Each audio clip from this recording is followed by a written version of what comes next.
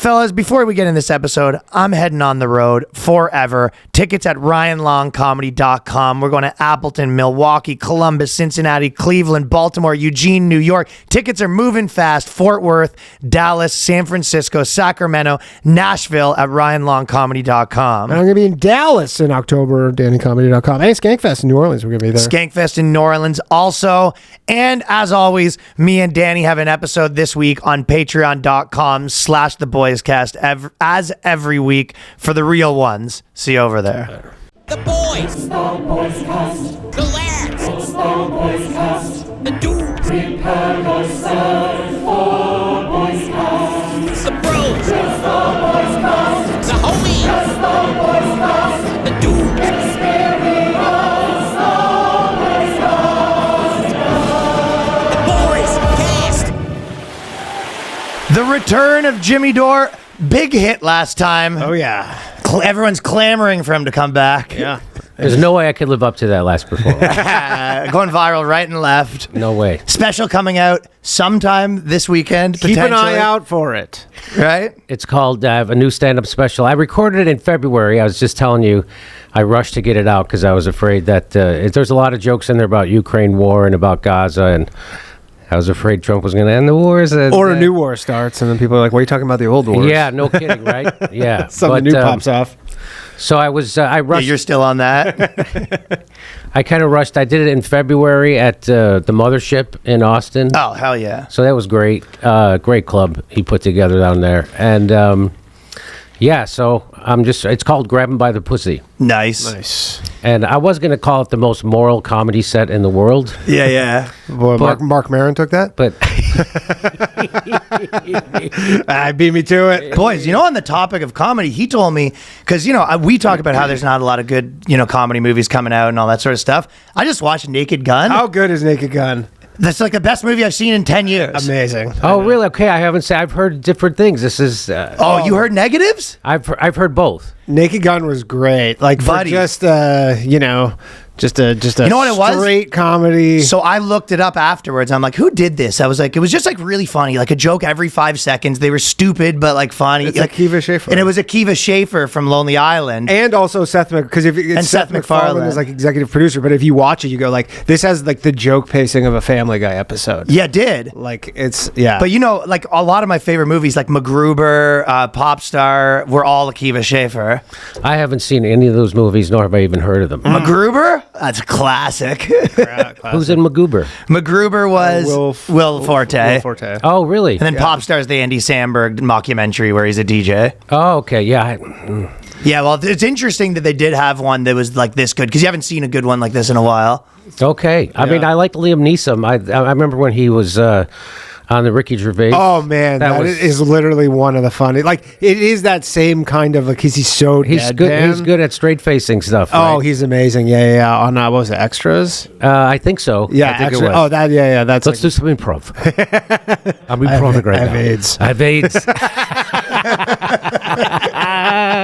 He has the Michael Scott. yeah, dude, it's amazing. But he was. That movie was great. That movie really worked out for him because he started. Now he's dating Pamela Anderson. Yeah, I know. You know that? It was interesting. The big chemistry between the two of them, so Yeah. you could see. I was rooting for them. And it to is get honestly, together. someone was saying like it was like this fun, like all these like little like kind of small, but it's like the original was Leslie Nielsen. Now it's Liam Neeson. Yeah. And then like the guy who played O.J. Simpson, his name like sounds like O.J. Simpson's son or whatever. Yeah. It's like his name. I can't remember what it is, but it's like he has like 2 initials and it like they like do all this stuff. Yeah.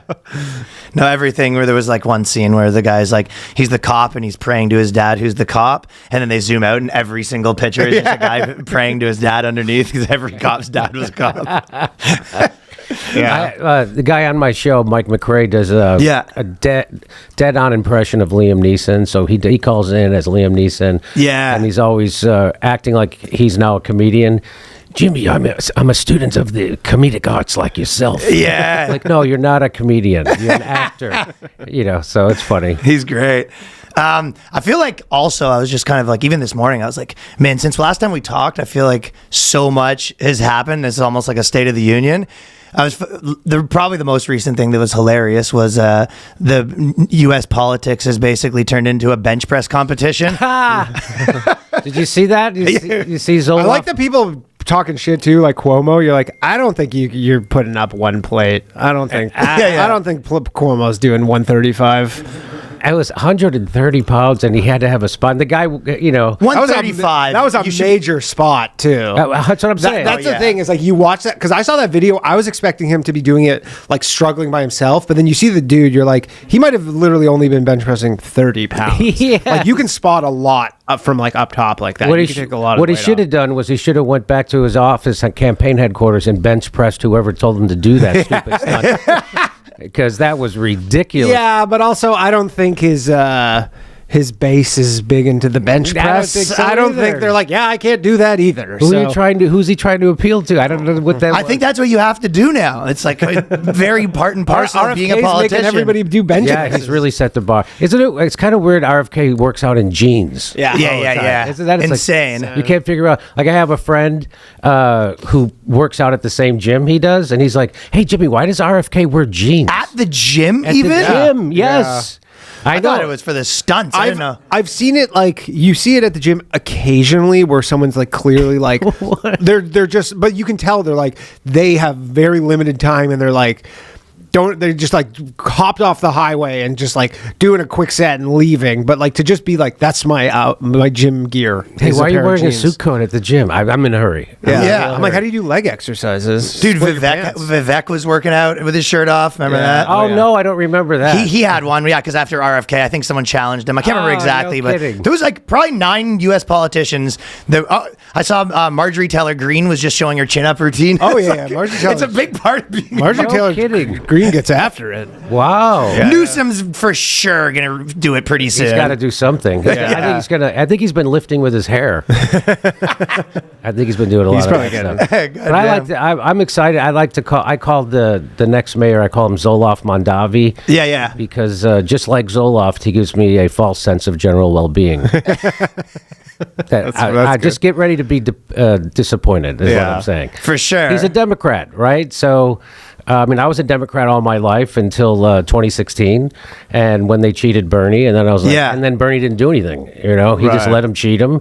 He didn't change anything. He didn't make them get corporate money out of the primaries or the party. He didn't make them stop taking fossil fuel. He didn't make them do any. He didn't make them get rid of super delegates. Right. And so when you look at it, the Democrats haven't had a real primary since I don't know, maybe 2012. I mean, Barack Obama didn't have a primary, right? So we got to go back to 2008 because in 2016 they cheated Bernie, and that's not me saying that. That's Donna Brazile, who was the head of the DNC. She put in her book.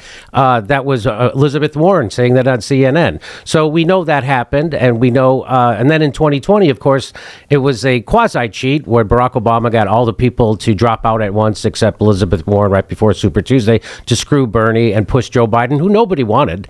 Everybody made fun of Joe Biden forever until he became president. They're like, oh my God.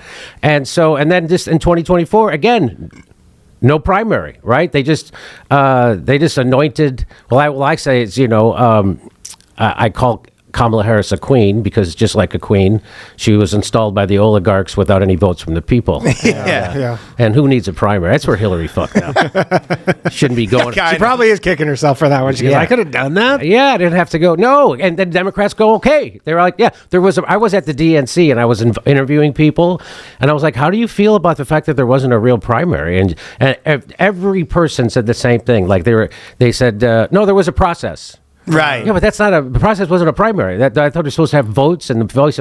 No, they were just literally she was picked by the donors and the elites of the party. So even people like Jim Gaffigan, who's hilarious. I love that guy, but he's a Trump hater, big, and he was even upset about it. He was hosting that Al Smith dinner, right? Yeah. You know what that is, where everybody puts on tuxedos and call each other assholes. It's fun, and he said, I think that I probably butchered the joke, but he said, the Democrats say that democracy's on the ballot, and so to ensure democracy, they had to commit a coup. Yeah. Which is nice. But I don't know. I love Jim Gaffigan. He's wearing one of those tuxedos with the white vest and the white shirt and the white tie, and he's so white on top of it. Like if you would have tied a string around him, Tim Walz would have made him available in men's rooms. I'm pretty sure. Dude, I kind of feel like even him, he kind of has said recently where he was like, okay, maybe I regret like saying, this. Really? Yeah, he's kind of been like, but I feel like even recently, like Rogan has been like kind of more critical of Trump and people are like getting mad at him and you're like, no, that's what you're supposed to do. Of course. It's like, okay, yeah, obviously I was hoping for this. It kind of didn't end up that way. And you're like, yeah, I'm not tapped into this position. Like, Well, I think it's weird when people say, yeah, I'm loyal to Trump. Well, you're not supposed to be loyal You're to not a supposed to politician. be, yeah. The politician is supposed to be loyal to you, and you're supposed to be loyal to policies, and that's what I am. And I don't, I don't want to be friends with politicians. And I was a few times. Do you find it hard? Never works out. Never works out. yeah, So- a lot of people I find that when they're hobnobbing with politicians, you're just like, well, it's obviously a conflict of interest if you're trying to make fun of these people. Yeah. So, I mean, of course, I was, when Tulsi ran, I was because she was getting the same kind of unfair critiques and smears that I was getting because I was telling the truth about the Syrian war and the Democratic Party and and she was too, and they were just, smearing her from high heaven, calling her an Assad toady, remember you Yeah. saw that? And by someone who's now backing a genocide, right? I can't remember her name from the Free Press. Barry Weiss? Yeah, Barry Weiss, that's it. Yeah, remember when she went on Rogan and she called, Tulsi Gabbard's a toady. And Joe Rogan goes, what's that mean? I also don't know what that means. I don't think I know. What does it mean? Yeah, I they don't had to, know. like, pull up the definition. So she just heard it. So that's called a received opinion, and she just spouted it out. And in her circles, nobody would ever contradict her or even ask what it meant. And all Joe Rogan did was ask a question, and it exposed her for being a complete phony. So. She didn't know what it meant. She didn't know what it meant, and they had to look it up. And she's like, "Yeah, that's what I thought." Yeah. I guess, yeah, I'm also in that position where I don't know what it means, but Yeah, Ryan uses words he doesn't know what they mean all the time. I would say Barry Weiss is now a toady to Benjamin Netanyahu. That's what I would say, or at least his Zionism. and toady is what? That you're a just bootlicker kind of. You're the propagandist for their agenda? you're like a lapdog. You're a tool of them. Yeah. Okay. Yeah. Let's look it up. Jamie, can we get that up there? Come on, JB. Well, it does feel like with Mondami, I was kind of listening to the guy Quest Bar guy, Tom Bayou or whatever. Nope. Tom Billy. Tom He Billy. started, those Quest bars? Nope. Those, they're like these. I don't know anything. They're He's like a these- rich dude that kind of has a podcast or whatever, but Yeah. his he point, started that Quest, they make those whatever, sugar-free protein bars or Oh, something. really? Yeah, but he sold it for $1 billion, and now he has a podcast. What is this stuff? How does a guy like first of all, George Clooney starts a tequila company? I didn't know we needed another tequila company. Yeah. And Yeah. then he sells it for $1 billion. Oh, yeah. Are you kidding me? that's the only way. That's the only two people that are getting really rich right now. It's like either like nerds that invented like a tech thing or super famous people that they attached a product to. Yeah. It's like, And it's generally that product is alcohol. yeah, Like sometimes the Rock, or energy the Rock drinks. has or energy drinks. Yeah, the Rock has a tequila. There's so many people that are just. I guess you can make a lot of money on people like to drink. That would be funny if you just like went full sellout and you just have like 90 products right now. Like, Well, listen, I just want to say that Starbucks coffee is fantastic.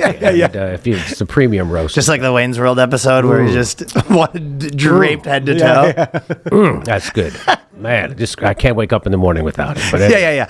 There's no way for you to, attack the corporate powers without my Starbucks every single morning. I can't speak truth to power without a little Yeah. Jones. Yeah. From a company that is also I think they're being boycotted now, right? Isn't Starbucks because didn't they support Starbucks is always getting Yeah, they always boycotted, have and they some. go Remember the opposite way because they'll get boycotted for doing something that's like too pro left, and then they'll do something too pro refugee, and then they go no, our new one's for the veterans, and then they get mad and they go back to refugees. Yeah. So they toggle between refugees and veterans. Well, they had the thing where they wouldn't let someone use the bathroom. Remember, there was some black guy wouldn't let him use the bathroom, and then they're like, "All right, everybody, just come on at once," and let everybody just take a big shit in the bathroom. Let's just get everybody back on track here. And then they did a thing recently because remember, apparently it's a big. I know someone who works in the executive whatever at Starbucks, and they got rid of where you can't wear all your flair. Uh-oh. Did this fall? Here, thing- you thing finish down. and Johnny will fix Yeah, that. they got rid of all the flair. You know how they're allowed to wear all the stuff and you can wear all your pride pins and your Gaza or whatever that stuff, and then they were and you could kind of dress however you wanted to, and now they're we have uniforms and everybody's not happy about it because they're essentially you have to. At least they've been consistent in their anti-worker union busting. Yes. They have not wavered. They don't go left or right. Yeah. It's straight ahead, squash the worker. Sure. Well, essentially, the Quest Bar guys basically what argument was he was making? It was people think like, okay, houses are hard to buy. Like, there's not a lot, Blackstone's buying up all the single family houses and stuff like that. And you're just like, well, but his argument is like, no, that's like not a problem. It's like the problem because with like all the money printing and inflation, houses are kind of like the only asset that people can feel like they're a part of America. Yeah, well, there's a lot of people that say the reason why housing prices have skyrocketed for the last 30, 40 years is because of the money printing, which devalues your dollar. Yeah. Right? It's not like they're actually worth more. It's just that your dollar's worth less. Yeah. And they have to sort of treat them like an asset, so they have to keep, doing policies that make them go up. Yeah, and that's why, people were excited about Doge because they were going to come in and cut the budget, and they found all the waste, fraud, and abuse, and then, of course, they didn't cut the budget. They just go, look at all this money we got to spend. It's like, look, we saved $200 billion with Doge. Hey, why don't we just give it right to the military-industrial complex? Yeah. And so and they're exploding the debt. And so that's what the big fallout with Elon Musk was, because a lot of people really feel like this is unsustainable. Well, it is unsustainable, right? So now we're at we did it, $37 trillion in debt. We did it. I know. It's like when Trump announced the first $1 trillion defense budget, right? And he's like, yeah, you're going to love this. Our first $1 trillion. He was acting like he achieved something.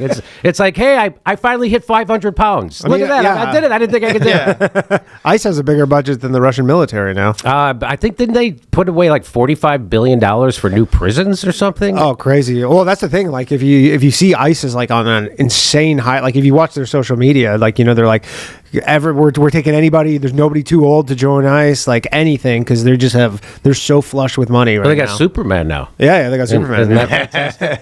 I bet that'll help his career. Yeah. But, that might be what we call a Hail Mary. Well, I think it's so, it's just so many things that Trump is doing the opposite of that that people thought and what he promised he was going to do. He's doing the opposite.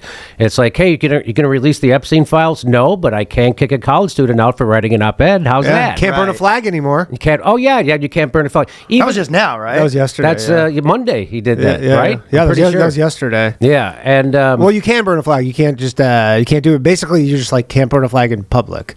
He's essentially being like, if you want to burn a flag in your backyard, have at it. Where nobody sees it, totally cool. Totally cool by me. Yeah, that's like, if you want to have free speech, go home. Yeah, literally. Yeah. And so, remember he said he was bringing in the era of free speech is back. And so and it was kind of exciting for a little bit. He's going to get rid of the woke left policies and creating, protected groups, and everything is not going to be sexist or racist or homophobic anymore. And so he got rid of the woke left kind of censorship, and he just brought in a whole right-wing censorship, right? Yeah. And so now he created a protected class of Jews, but they're not, he's conflating Zionists with Judaism, which is, who does that? Anti-Semites and Zionists. Isn't that interesting? Right. So Zionism is to Judaism what KKK is to Christianity, right? It's the death of it. It's not good. It's the opposite of it.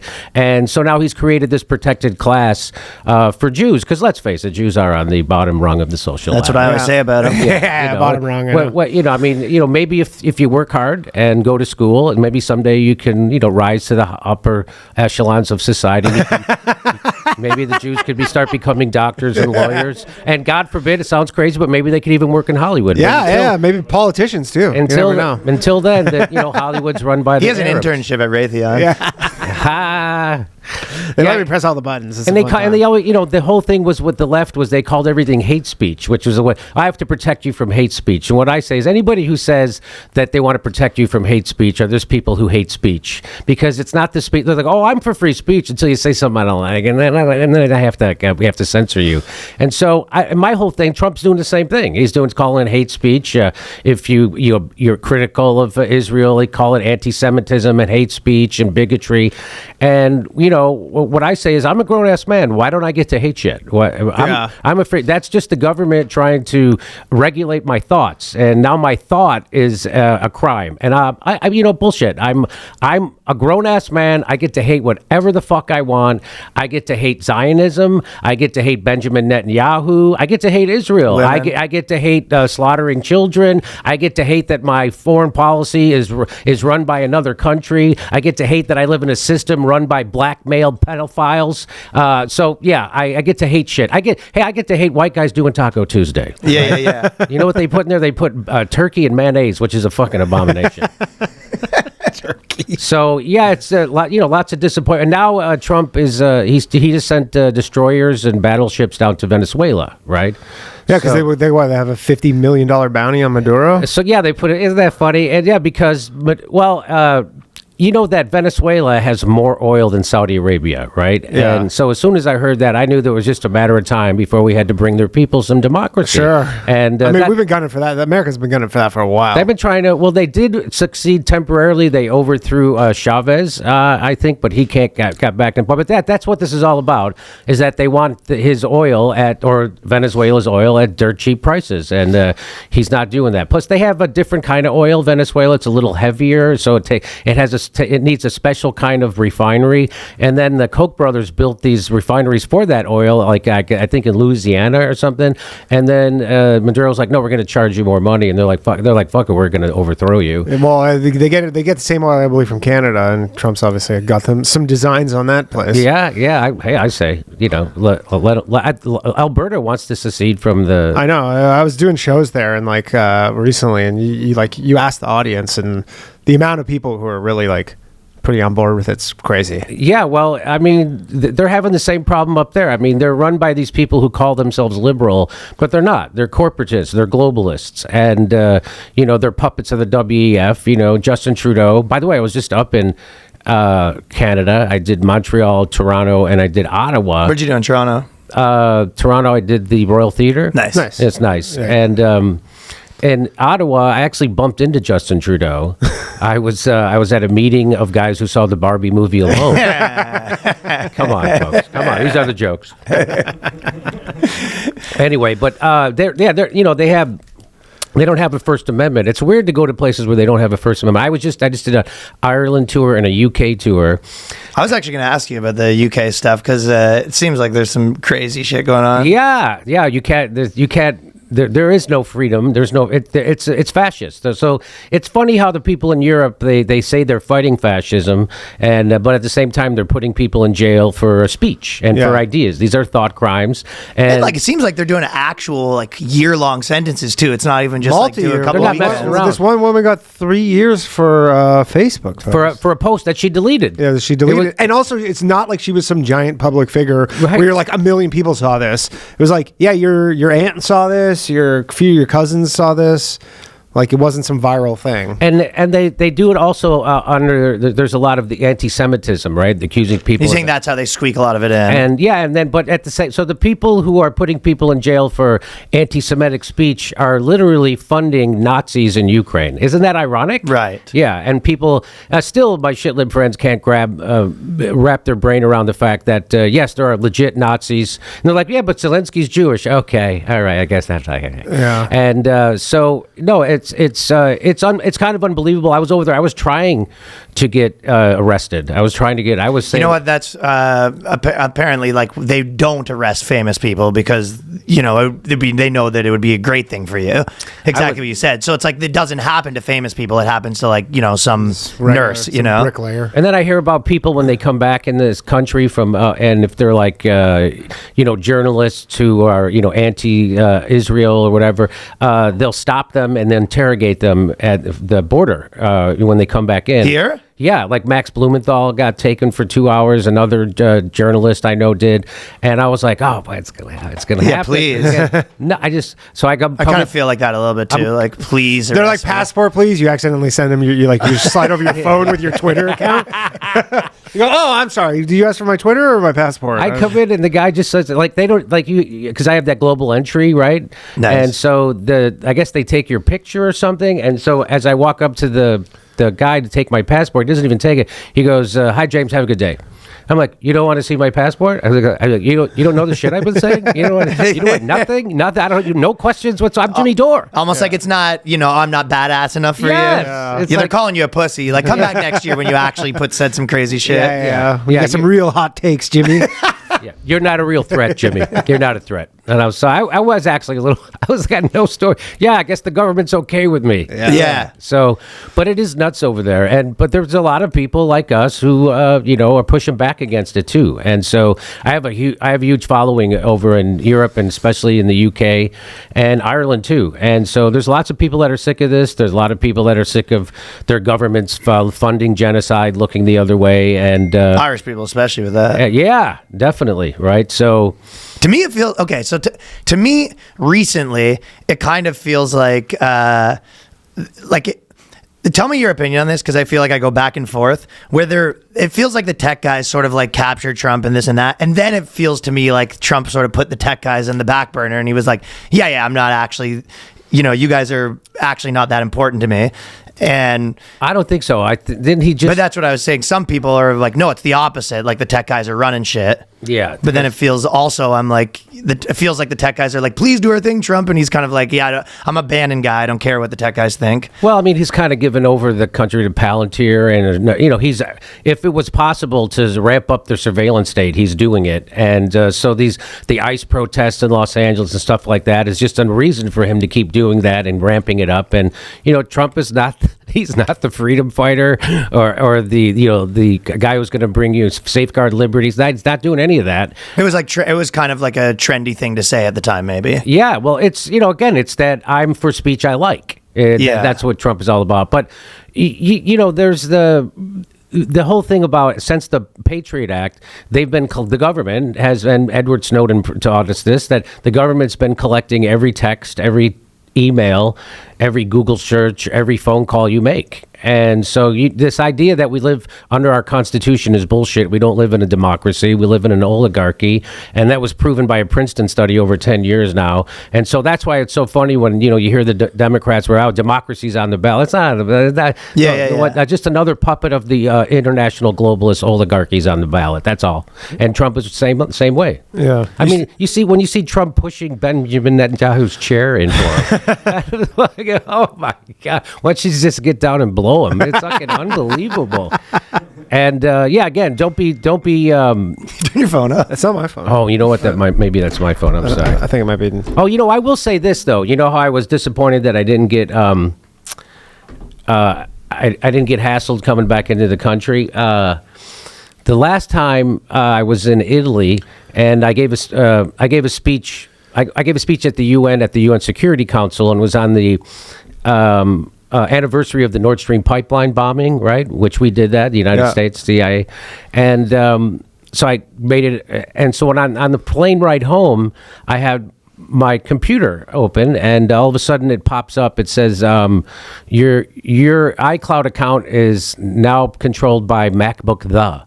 And I was like, what does this even mean? My MacBook, the. And so when I get off the plane, I call my tech guy. This tech guy used to work in the... Hunter Biden's laptop guy. Yeah. No, he used to work at the military as a code breaker and stuff. And so I called him, and I told him what happened, and he goes, well, that has two-step authentication, right? I go, yeah. He goes, Jimmy, even I couldn't do that. He goes, this isn't a person. He said, this is a state. This is a government. You think they were trying to Glenn Greenwald you? It was, yeah. Yeah, for sure. Yeah. Of course they want to get something on you. Of course that's what they want. And so I send him my computer and I send him my phone, and he said, yeah, you got hacked with this thing called Pegasus, which was invented by the Mossad. And so you don't need to click on anything for them to get access. You don't need to open an email. All they need is your phone number, and they can get in. And they did, and they got in, and that's it. And so I sent it to him. He goes, yeah, this is a state actor. So who knows? I don't know. What was it? Ukraine? Was it the United States? Was it CIA? Was it the Mossad? But somebody did. So at least I'm doing something. Yeah, you're doing something. Yeah. So you live in doing LA, something. right? So yeah. Is it like real with all like the military, all the stuff, like how Trump's like sending in like the whatever National Guard? Like, are they really out there? Yeah, I mean they're down. I mean they're not in where I go. They're downtown. They were in MacArthur Park and stuff, and it was just a show of force for no reason. And I don't. Yeah, apparently he's talking about sending them in Chicago. Chicago now is next. Yeah, so. I always thought, there's a thing called the Posse Comitatus Act, which means you can't use the military for policing? No, you're asking the wrong guy. Yeah. You're going to have to tell me about that. And so I don't I mean, but I guess there must be some kind of legal loophole that I guess if he declares an emergency. Well, that's what everything he does is he just like with all the tariffs and everything, he says this is a national emergency. And the moment you say there's a national emergency, the president has all these powers that he can just bypass Congress. Even Ron Paul is. So I didn't know, again, the tariff thing, like I'm not an economist. I don't know. He's saying it's about bringing manufacturing, and his Treasury Secretary Besson is about bringing manufacturing back to America, and this is what's going to do it, and the middle class has been hollowed out. And I'm like, well, hey, at least there's a politician bringing this stuff up, and nobody else has a plan to bring manufacturing back to America. So I was like, well, I'll let it play out, see how it goes. And he did get a great deal with the European Union.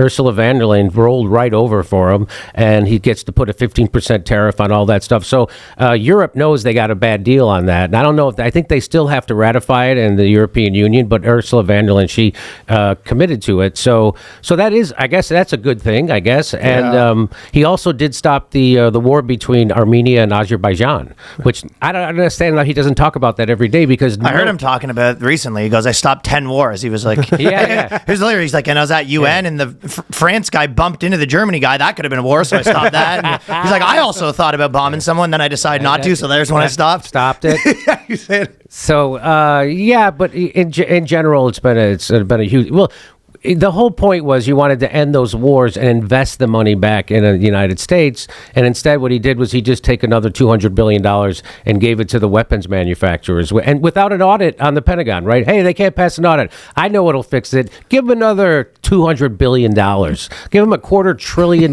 Let's see if that would... Maybe they need some money to do a good audit. Right. Yeah. And so... They ain't cheap. Again, I don't think there's any way we can vote our way out of this. You've heard that saying, no matter who you vote for, you get John McCain. Yeah. And that seems to be what's happening. Prizepicks, because this episode is brought to you by Prizepicks. Preseason football is underway. College football is just starting, but you can already make season-long, more or less picks for the 2025 season on Prizepicks. Enter your picks before week 1 kicks off. Well, it looks like Travis Kelce and Taylor Swift are now engaged. Does that mean something for the football season? I don't know. I don't know, but Prizepicks is super easy to use. Will the Eagles repeat? I also don't know, but here are some of my picks for the full season that you can actually do on Prizepicks right now. I got Saquon Barkley, more than 1,475.5 rushing yards. Joe Burrow from the Cincinnati Bengals, less than 74.5 passing yards. And I got Josh Allen of the Buffalo Bills, more than 27.5 passing touchdowns this season. And Aaron Rodgers, I'm going less than 23.5 passing touchdowns. Too much ayahuasca. Prizepicks is super simple to play. You just pick more or less on 2 to 6 player stat projections. If you get your picks right, you could cash in and win up to 2,000 times your money. Prizepicks is the best way to win real money this football season. Which players are going off? Which ones aren't? Make your picks in less than 60 seconds and turn your sports opinions into real money all season long on Prizepicks. Download your Prizepicks app today. Use the code BOYSCAST. You're going to get $50 in lineups after you play your first $5 lineup. That's code BOYSCAST to get $50 in lineups after you play your first $5 lineup. Prizepicks, run your game. Fellas, I got to tell you about OpenPhone, because if you're running a business, you know that every time you miss a call, you're leaving money on the table, which is not what you want. When every customer conversation matters, you need a phone system that keeps up, helps you stay connected 24/7, and that's why you need OpenPhone. It's the #1 business phone system that streamlines and scales your customer communications. Works through the app on your phone or computer, so no more carrying 2 phones or using a landline like someone that's on this podcast right now. Exactly. This is a system that so many people are using right now, and there's lots of people running these small little businesses, and you can't just be a guy with a phone anymore. It makes this so much simpler. OpenPhone, your team can share one number, collaborate on customer calls and texts like shared inbox, the way that any teammate can pick up right where the last person left off, keeping response times faster than ever. You can say goodbye to voicemail because their AI agents can be set up in minutes to handle calls after hours, answer questions, capture leads, and never miss a customer. So whether you're a one-person operation that's drowning in calls and texts, or you got a large team, you need better collaboration tools, OpenPhone is a no-brainer. And OpenPhone is offering our listeners 20% off your first 6 months at openphone.com/boyscast. That is OPEN PHONE.com/boyscast. And if you got the existing number with another service, OpenPhone will port them over, no extra charge. OpenPhone, no missed calls, no missed customers.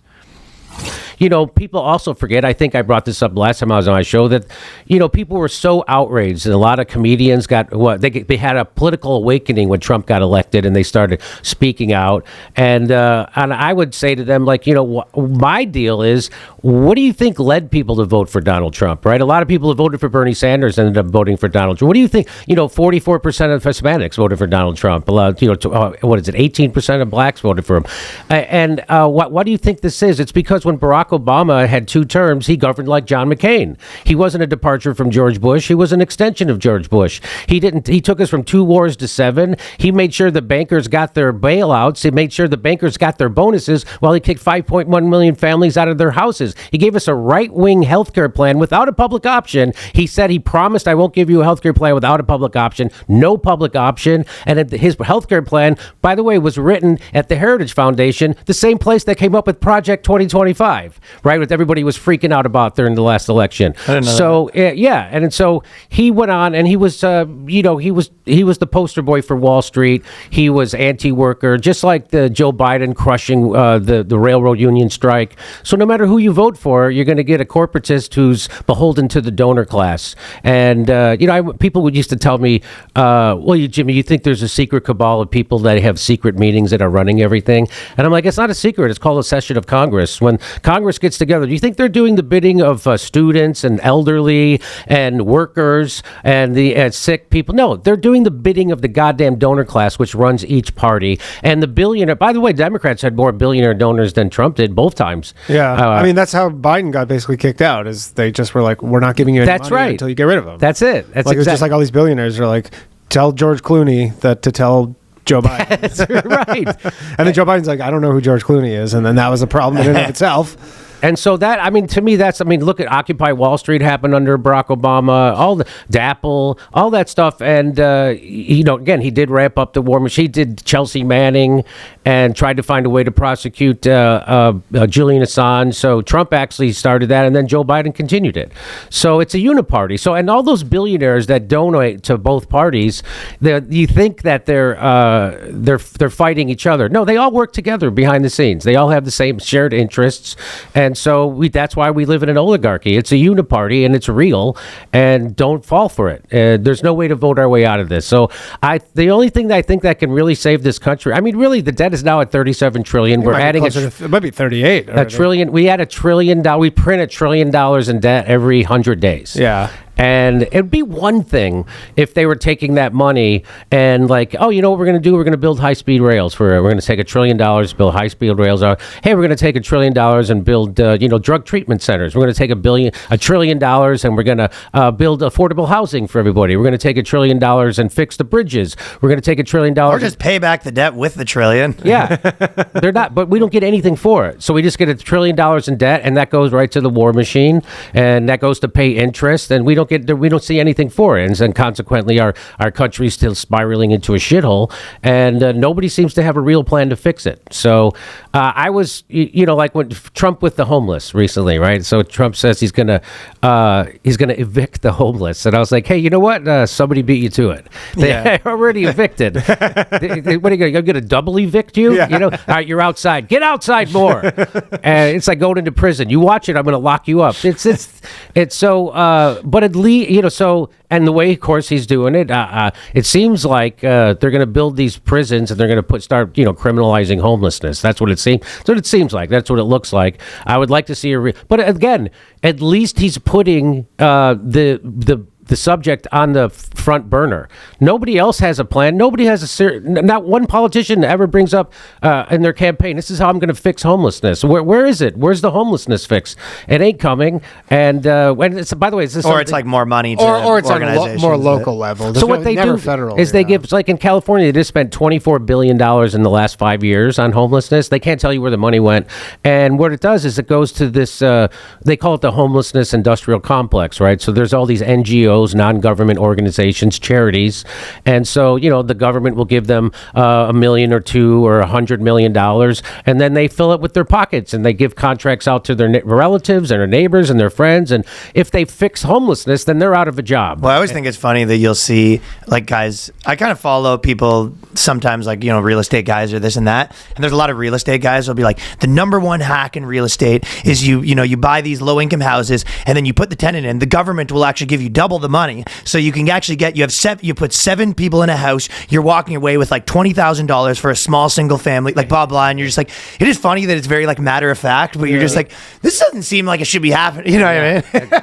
Yeah, they're like, it's the number one This is how you scam. scam the government. I mean, what do you think was going to happen with this country? Dude, I was kind of thinking this yesterday. Well, when Trump did the deal with like Intel, and they're like, okay, Yeah. he's like nationalizing parts of that company, and I was kind of, people were like arguing, oh, this is actually socialist, and this actually, and I was kind of like, in my mind, I was like, okay, the way that he's sort of like trying to make deals, and the way that he's not looking at that as like the government owning it or not owning it. It's like, it's not socialist. Or he invented like a new type of government that's just like all about trying to make these like deals, whether they're communist or like it's irrelevant. It's basically like a new type of government where you run like a country, like a hotel chain. Yeah, I mean they've Maybe. done it before with like great financial crisis or whatever, where they're taking huge stakes in these companies. But these were in return for loans. He's essentially shaking them down, like with the Intel one. But isn't you know what I mean, though? Yeah, he was like talking shit about the CEO, basically being like, "This guy needs to resign," and then the next day gets a 10% stake, and you're like, "This is the greatest CEO in America. Like this guy's the best." Right. And he was like saying he needs to resign the day before. I mean, isn't that the precursor to fascism? Was when the government and corporations get together? I mean, isn't that? Yeah, I was trying to think of like, what is the point? I think it's a new type of government. Yeah, like what is the point? Because obviously, like a 10% stake, but I'm sure like at some point you're like, well, I don't know if like in communism it's probably 100%. Like if there's some demarcating line where you go, yeah, we're starting to get creeping closer to that. But if you were a company, you do get like we're giving them all this money. Why don't we have some stake in the action? Like, Of course, yeah. it's like not really coming from a place that like fits any of the normal ways we Well, look they at gave it. everybody money during COVID. They gave all the businesses money during COVID. Oh, yeah. So yeah, everybody got money. So what? I mean, they could have a stake in it. So then we just turn into China, right? Yeah. Isn't that so? Yeah. It's not good. And what's funny to me is when I hear people say that, if Trump gets elected, fascism's coming. Fascism's better for a long goddamn time. And there's nothing more fascistic than a government mandating you take an experimental medical treatment, or you can't go to work, or you can't travel, or you can't go to school. That is fucking Nazi shit, making you take experimental medical treatment. That is there's nothing more fascistic than that. Fascism's been here. It's here. Yeah. And now we have to fight to get our way out of it. It's not like it might come. It's fucking here. Yeah. And we live in a police state, and they, like I said at the start of this conversation, they have every email, telephone call you make. They have every text. They store it, right? And there's buildings in every city where they store that stuff.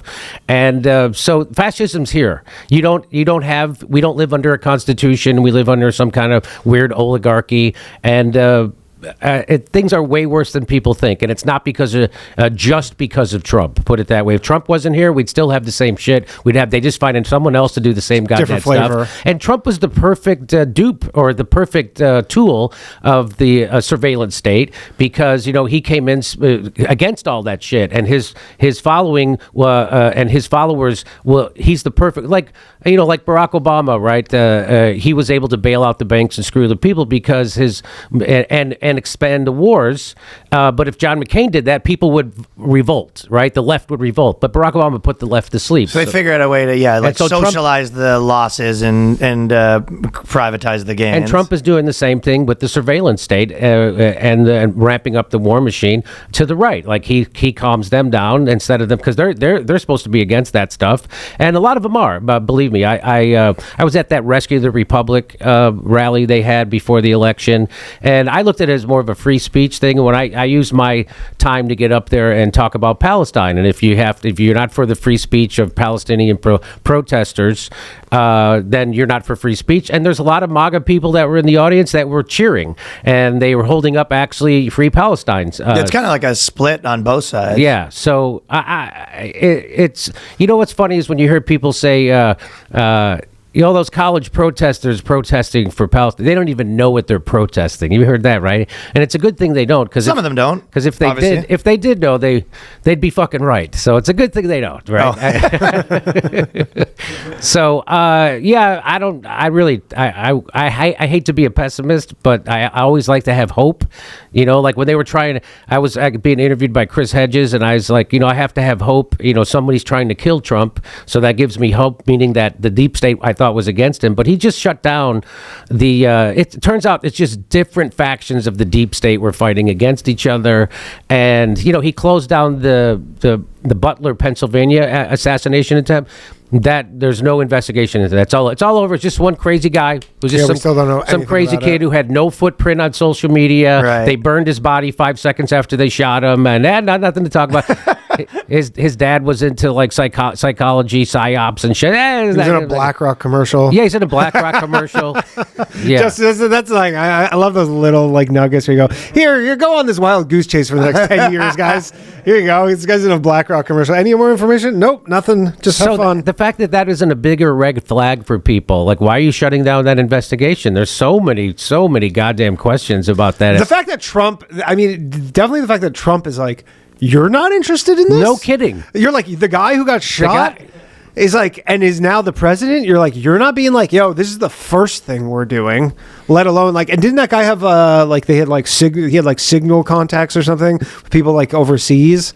Like he had and then Thomas Matthew Crooks or whatever, and they're just like, Trump's like, not interested. It's all good. And then they found out he was making the rounds like where the CIA headquarters is and the NSA and shit like that. They had somehow tracked his cell phone. I don't know, something like that. And there's so many questions. And the fact that he shut it down, super suspicious. And it just made me realize, okay, Trump is part of it. He's not, of course, the joke I used to do, but the first time he got elected was he was going to drain the swamp. And he did. And then, he found his cabinet right at the bottom. And so, here we are again, people like Kash Patel and Dan Bongino, who screamed about the Epstein list and said, he had merch. Yes. That's the funniest thing is Dan Bongino had literally Epstein didn't kill himself merch. and as soon as they get in power, that's it. Judge Napolitano talked about it. He had a conversation with Trump right before he left office, and he asked him, how come you didn't release the JFK files? And he said, well, if you would have seen what I've seen, you would know why I can't. And I'm like, well, what the fuck did he see? What is this, right? It's like that Bill Hicks bit. Remember, he used to say whenever somebody gets elected, they take him into a room and they show him a video or a film. This is a Zapruder film from a different angle. They show him a film of the Kennedy assassination from a totally different angle you've never seen before, and then they slip it off and go, any questions? Yeah. And so it seems like something like that happened. And I'm sure, he should be afraid for his life. Anybody trying to tell the truth, they either put you in jail or they try to kill you. Imran Khan in Pakistan, he stood up against NATO and said the people of Pakistan we don't want wars, and they immediately put him in jail. That's what they do, right? And it's called lawfare, and what's funny to me is like, so they just raided John Bolton's house. Fantastic, right? That guy, I'm so glad somebody's going after that guy. And he's one like the OG warmongers, right? Yeah, and they're saying, people used to boo him when he was in the Bush administration, when he would walk down the street, right? So that's the kind of maniac he is. But people are saying, oh, this is political retribution, what Trump's doing. Yeah, what the fuck do you think you guys have been doing since he got elected the first time? You did Russiagate, you did 2 impeachments, you did 4 bullshit lawsuits against him. Mar-a-Lago. You raided his house, and then the FBI staged this crime scene. That's why it got dismissed. The FBI. So the Democrats opened the door for this shit. Yeah, maybe this is political. Maybe it's not. We have to find. I'm sure John Bolton's doing fucking shady shit, right? And at the same time that they raided Donald Trump's house for the classified documents he was supposed to have, they found classified documents in Joe Biden's garage next to his Corvette. But the guy, Biden's got a Corvette. Oh yeah. Yeah, you've never seen him. He puts the shades on the aviators. That's right. He wouldn't have struck me as a Corvette guy. Oh, come on. Dude, he's a real man. He's a Caprice classic, man. So, that's why it took so long for them to impeach Trump the first time. They had to find a crime that they weren't also guilty of.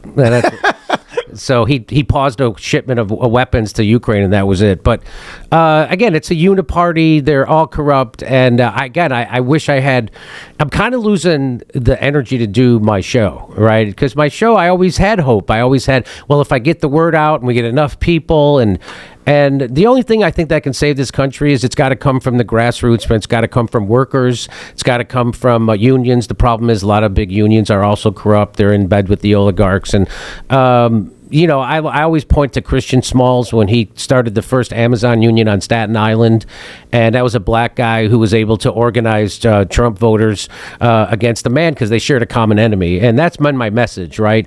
Is that the establishment has been since forever great at divide and conquer. And that's what they do, right? And that everything is divide and conquer. And they get you to hate your neighbor. Even with immigration, I try to tell people, they go, oh, well, an illegal immigrant took my job. I'm like, no, if your job was given to an illegal immigrant, that means a capitalist billionaire or a corporation took your job and gave it to someone who was poorer in a more desperate situation than you, so they are easier to control. And that's who did that. But they want you to be angry at the immigrant. I'd do the same fucking thing if I was poor in another country. By the way, maybe not the immigrant, but you could make a case that they could be angry at the politicians. That's what I'm telling. Be angry at the system. Be angry at the politicians who created this open border. Be angry at the politicians who put sanctions on Venezuela so we could crush their economy because they want the people to rise up against Maduro, but they make them so desperate that 7 million Venezuelans left Venezuela because we are fucking putting these crushing sanctions on them. And so we're creating the refugee crisis. And whether it's, bombing Libya, Syria,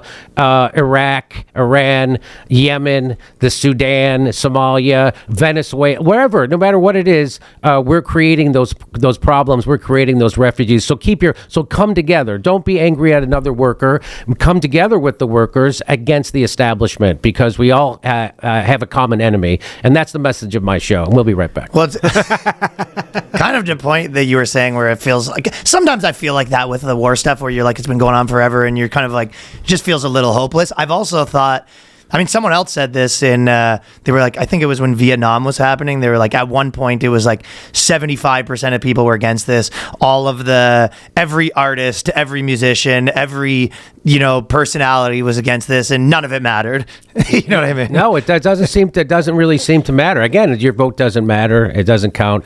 On certain things it does, but not on the, on the non-negotiables. Right. Yeah, so let's say Zoloft Mondavi gets in and he might start a grocery store that's run by the government. I can't wait for that. Free food? No, I'm just gonna be rubbernecking that thing all the time, just seeing how much of a disaster it is. He might do a rent freeze, but so did Cuomo. I'm pretty sure. It's going to come around on the edges. It's never the real thing. He's still going to be a Democrat. I bet he endorses Richie Torres. He already took a picture with Richie Torres, right? The biggest APEC Zionist simp in the world. And so there's no one better. Adams, I don't know if you saw, there's like some hilarious stuff with him. Like recently, his like one of his like aides, they had a reporter and they tried to bribe them by giving like a potato chip full of money. I was like, dude, his politics is so fucking funny. And then they go, no, she's Chinese. That's just that's their custom. Yeah, it's their custom. Dude, if you saw what they said when they asked her about it, they're like, what? And she goes, oh no, please, just let it go. I'm a good person. This custom and my custom to give reporters money. Yeah, that was quite a yeah. So you go, that's who he's up against. But you know what? I was just not to change the subject, but you're talking about Naked Gun, and I saw your bit about Happy Gilmore. Yeah. Oh God, that was so goddamn funny. Thanks. That was really funny. But you're like, I can't speak the Sandler's name in vain, but as a white guy.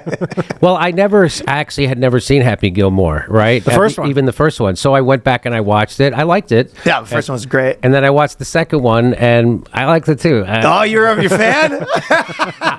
Maybe I was in a good mood. Yeah. Maybe because I like the people in it. I don't know. I thought it was funny. I thought that the John Daly thing was very funny. John Daly thing was the best part. Yeah. So I thought Nick Swartzen as the guy. Swartzen's the man. First of all, the second half where they basically took the ligament out of the people and it was just like, it was so ridiculous. Yeah, it was ridiculously funny. That's what I thought. Yeah, that was funny. Yeah, that's kind of a crazy idea. Well, you're not going to catch me trashing Sandler publicly. I gotta watch this movie.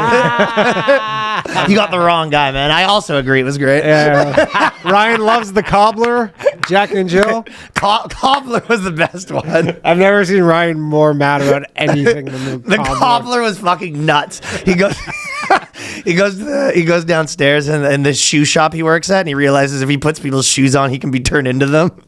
I didn't see. Again, that's something else. Nobody saw that one but Ryan, but Cobbler. that's all it takes. that's a Sandler deep cut right there is the cobbler. Cobbler's fucking That was nuts. that was like movie 6 of like a 6-picture deal kind of deal where he just kind of had to get it in like right in the wire. When did that come out? That was 15 years Oh, ago. okay. Oh, okay. All right. But anyway, that was a hilarious sketch. I watched Thank that you. sketch over and over and over. It's funny. Yeah. It was really funny. It inspired me, made me want to do sketches. So Really?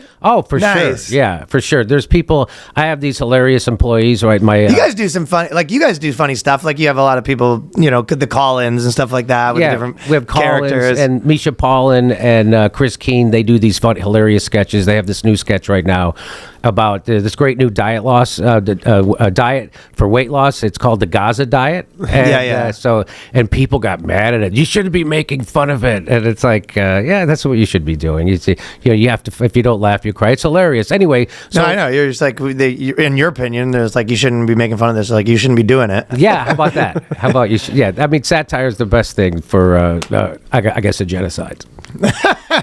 You know what? Do you mind if we actually just a little like sort of more in depth in the war stuff? Because I feel like we were sort of a little bit talking about actually where it's at with Ukraine and Russia and Trump like meeting or whatever. And I kind of felt the same as you were saying, where I was just like, it feels like it's kind of just going to keep going on for a while. Like I don't know where do you think the like.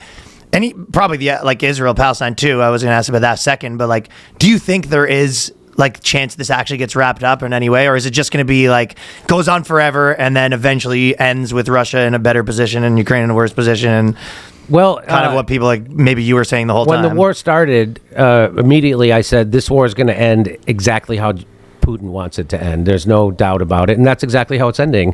Putin right now is not going to give up those territories, and Zelensky says we're not going to agree to a peace deal if we have to give up land. Well, you're going to have to. You lost the war. Well, That's what happens when you lost the fucking war, and you're losing, and you lost over 1 million people, and now they're grabbing 60-year-olds off the fucking street and throwing them in vans. 60. They raise it. Yeah. So that's how bad it is over there. And the people in Ukraine, by the way, I just covered this. They did a survey. Overwhelmingly, like 73% or something. it like switched in the Yeah, last they couple want of years. the war to end. They're done with it, right? But Zelensky can't let the war end. And wars kind of be in general, don't they? Kind of just always become less popular as time goes on too. Once they stretch out more and more. You would hope. You would hope they do. Yeah. I mean, how does it not? Everyone knows a person who's dead, and you're still like, let's fucking keep. I mean, I was still gung ho for the Afghanistan war after 20 years. I don't know why. This is the year. This is our year. This is it. Finally seal the deal. We're gonna kill those Taliban and take it over. Yeah, so that was another thing. Because as soon as that war started, everybody said, "This is good. We're not winning this because they're not going home. They are home. The Taliban's not leaving, and as soon as we leave, they're going to take over." That's exactly what's fucking happened. And but again, that war, as Julian Assange says, wars are not to be won, meant to be won. They're meant to be ongoing, and it's about transfer of wealth from the taxpayers to the international security state, and that's what these wars are about. And if it wasn't for the, Eisenhower was the one who warned us about the undue influence of the military-industrial complex. He wasn't fucking kidding. Yeah. And so here we are. This is what it looks like. Endless wars all the time. And they got, like when they got Barack Obama. And nothing to show for it. And not a damn thing. Well, Russia might have something to show for it.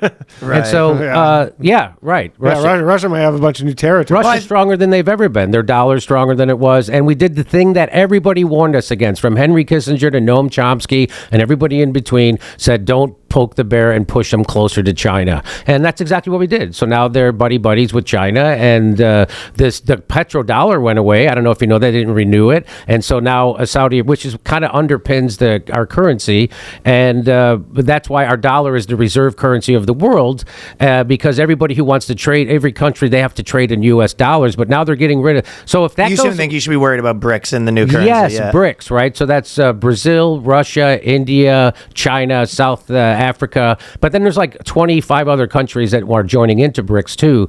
And so as soon as they figure out a way to get around the United States dollar as the reserve currency, we're fucked. And that's why they that the whole point about Libya, right? When Barack Obama bombed Libya and overthrew it, of course they say, "Oh, he's killing his own people." They say it all the time. Saddam's killing his own people. Assad is killing his own people. Gaddafi's killing his own. Gaddafi was the best leader in Africa, right? He brought water to the desert, made it into farmland. It's called the seventh wonder of the world. Guess what we did? We bombed it with depleted uranium, so we poisoned their fucking water. That's what we did, and we turned it was the most successful country in all of Africa, and he wanted to unite Africa and have one common currency, which would compete with the euro and the dollar, and that was it. And they're like, no, we got to bring their people some democracy, and so they killed them. They overthrew their government, and they turned one of the most successful countries in all of Europe into a failed state with open slave markets and run by terrorists. Just like when they did this, so the Syria war, I would always say, hey, if you get rid of Assad, who do you think's going to take over? The fucking Al Qaeda is going to take over, and that's exactly what happened. The guy who's running Syria right now, the State Department had a $10 million bounty on his head for the last 10 years, and then all of a sudden, oh no, he's our buddy. Trump's calling him a good young man because he took off his terrorist garb and he put on a Brooks Brothers suit. I remember that. And now, oh no, he's a good guy, and he does what we say, essentially. And he wants to work with. Turns out he wants to work with Israel. Isn't that something? How ISIS and Al Qaeda never attack Israel? Isn't that kind of? It's almost like they were invented by him. Anyway, it's like, I'm not saying that they were, but they were. Dude, I heard a guy saying recently that he was like, the people at the CIA, they didn't like the Mossad guys because every time they'd bring a present, it would be bugged. Of course. So he was like, they would literally every time they'd come with like, oh, here's a plant for you. It was just like, he's like, it sounded like it was a cartoon where they just keep coming in with like, here's some sunglasses for you. Just kept giving them fucking wired up things. Is that true? Of course. I heard, I just heard this story by this ex-CIA guy. He talked about how he had friends who were working in Israel for the government, U.S. government, and we got there. They had a welcoming party, and when they were at this welcoming party, the Mossad went to their house and they rearranged all the furniture. Right, that's like one of the psychological games they play. And then wait, why? Yeah. And then another time, you get to their house and then just like move things around, and then you're like, "Did you move things?" They're like, "No." Yeah, and then another. Like a lot? Like they totally rearrange it, or everything's just like slightly off? I think it's a lot. Oh, okay. I'm gonna guess a lot. And then they also like to one person he said that they went to their house and they took shits in all their toilets. So this is the kind of crazy shit. And besides just doing upper deckers. Hitting everybody with an upper decker, and then then they were leaving, and there was like a going away party. When we were at that party, the Mossad went to their house, and when they got home, their dog was under the table whimpering, and they had cut the dog's tail off. And that one's less fun. And it's like that's the kind of shit they do, and so the Mossad, the CIA people do hate the fucking. The rank and file. Some of them do, yeah. Yeah. Fellas, you may have heard of HelloFresh, but if you have not, they send chef-crafted recipes and fresh ingredients to your home. But this summer, they made the biggest menu upgrades yet. This isn't the HelloFresh you remember. It's bigger. HelloFresh has doubled its menu. Now you can choose from 100 options each week, including seasonal dishes, recipes from around the world. Dig into bigger portions that'll keep you satisfied. It's healthier. You can feel great with an even healthier menu filled with high-protein, veggie-packed recipes. HelloFresh now helps you eat greener with new veggie-packed recipes that have 2 or more veggies. It's tastier. You can get steak and seafood recipes delivered every week at no extra cost. There's 3 times more seafood on the menu now at no extra cost. Discover new seasonal produce every week, from snap peas to stone fruit to corn on the cob and more. This is the easiest way to cook dinner. And I mean, the main thing people know is you have the ideas, you're going to make some recipe, you get all the stuff home, you go, I'm missing 4 things. Like an idiot. You're like, I'm an idiot. Sorry, I don't have cumin or smoked paprika, or I ran out or whatever. HelloFresh makes it... Eggs on your face and in your recipe, and you don't have eggs. Yeah, exactly. And HelloFresh makes it super simple. They go, here's everything you need. You just whip it up, put it together. In a healthier way than you probably would have prepared it. Yeah, a healthier way. And they go, use all these things. There's no guesswork. And you have a delicious, healthy meal made very quickly. The best way to cook just got better. You go to HelloFresh.com/BoysCast10FM. Now you can get 10 free meals and free item for life. 1 box per active customer customer, free meals applied as discount on first box. New subscribers only, varies by plan. That's HelloFresh.com/BoysCast10FM. Get 10 free meals plus free item for life. Fellas, Hims cannot solve every single one of your problems, snoring and blanket stealing. When it comes to performance, however, Hims has got you covered.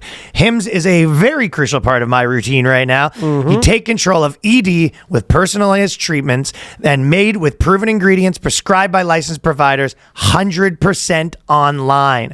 I don't know. If anyone's not doing this, you're crazy. I'm on hair pills. I'm on dick pills. I'm in the game right You now. are in the game, and they're great for the gym, too. Buddy, they're great for the gym. There's a problem that people have. It has since been solved. And if you choose not to, take that solution, that's just I don't know, you're old fashioned. For what? Yeah, for what? Yeah. You're Maybe you just going need a little boost, going whatever it against the is. current. Exactly. Through Hims, you can access personalized prescription treatment options for ED like hard mints and Sex RX plus climax control. If prescribed. People aren't even thinking about that's an option for them, but now they know. Hims offers access to ED treatment options ranging from hard mints to trusted generics that cost 95% less than brand names if prescribed. You shouldn't have to go to your way to feel like yourself. Hims brings expert care straight to you with 100% online access to personalized treatments that put your goals first. You don't have to go in and talk to someone. You can do it online from the comfort of your own home. This isn't a one-size-fits-all care that they forget about you in the waiting room. It's your health and your goals put first with real medical providers, making sure you get what you need to get results. Thanks to Hims as the digital front door that gets you back to your old self with simple 100% online access to trusted treatments for ED and more, all in one place. To get simple online access to personalized, affordable care for ED, hair loss, weight loss, and more, visit hims.com/boyscast. That is hims.com/boyscast for your free online visit. hims.com/boyscast. Actual price will depend on product and subscription plan. Featured products include compounded drug products, which the FDA does not approve or verify for safety, effectiveness, or quality. Prescription required. See website for details, restrictions, and important safety information. Things are worse than our system really is run by a bunch of blackmailed pedophiles, and don't think that Jeffrey Epstein was the only thing. I mean, Tony Podesta, John Podesta's brother, hanging in his foyer in his house is a painting of child rape. Right? Do you know about that? Yeah. I mean, I know I've heard it, but I don't. I've seen it. What's their argument that they're just like we're into wacky art? There's no argument. I haven't heard any. I haven't heard any argument. But it was like the painting is like made by a girl who was molested. A victim. And then she made all this art. And, it's like maybe I'm making up things that I didn't hear, but was the idea that they're just like, well, we'll buy all her art, so that keeps her silent? Is that part of it? I wouldn't doubt if that's what I mean? It kind of feels like that would be like, why are they buying all this girl's art? And you're like, well, then she'll shut up if we give her $10 million in the form of art purchases. I'm just making up conspiracies. But I mean, that is the art. That is a lot of the art market. I've had people on my show who were MK Ultra'd and have and have given congressional testimony, and they name names.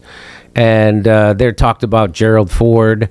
They talked about everybody. It's like, how long were they in for? Someone who's MK Ultra, like this woman was. Her father got caught running drugs, and when she was a kid, and so that's how they got her. Right, so he had to give her over, and that happened. And so it wasn't until she was 30 or something like that, and then she somehow got out of it. And so she was out. So and her brain's fried. MK Ultra's a real thing. That's for. I think that one's even. I don't think it's been denied on their end at this point. Is it? I don't know. No. It's been confirmed. Confirmed. Yeah, for sure. So they just go sorry and don't. Yeah. They just go. I was the 70s. Actually, just give me 1 minute. I'm gonna be right back. Oh, okay. Oh, you guys are good. Oh, anyways, it's just legitimately. Do you think there's an MK Ultra program right now? Yeah, I was just gonna say, don't think that ended. I think my theory is that the current MK Ultra is being done via social media. That is the they're really testing experiments with content and things like that in terms of They got everybody to take a vaccine that wasn't a vaccine. Actually, I want to ask you because I don't know if you've seen this because you had a vaccine injury, right? Yeah. So I don't know. There's this chart that's been making the rounds the past couple of days. It's from the St. Louis Fed. And it's the number of disabled Americans over the age of 16. You know what I'm talking about? Mm-hmm. And basically, if you look at the graph, it was like slowly kind of creeping up. 2020, it dips for some reason. February to June 2020, it dips like 2 million, which I don't really understand unless maybe those people died. I don't know. And then a huge spike. June 2020 to today, it's like plus 7 million. Yeah, this is real. And what people don't realize is that they literally had to change the definition of what a vaccine was to make the COVID shot be a vaccine. It's not a vaccine. And what was my other point? Oh, 1 in 800. So when they had the swine flu, 1 in 100,000 people had an adverse event from it. They pulled it, right? Yeah. And then when they had this, there was another flu vaccine, like in the 98, that 1 in 10,000 people had an adverse event. They pulled it. 1 in 800 people who get a jab have an adverse event a major adverse event from the COVID shot, and it's still being recommended. And that you see, the COVID was such an eye opener for how corrupt our medical system is. From our medical journals, they're all corrupted. They all take big pharma money down to your own pharmacy, right? People wouldn't give you ivermectin because they were getting letters from the government and threatening them because I think getting the kids hooked on like HD medicine is like the craziest thing of our generation. Well, how about 72 shots for the vaccine schedule? And that. How about that? 72 is something else, man. That's how many virgins you get. Coincidence? I think not. How about the first vaccine they give a baby? It's the hepatitis. Gay vaccine.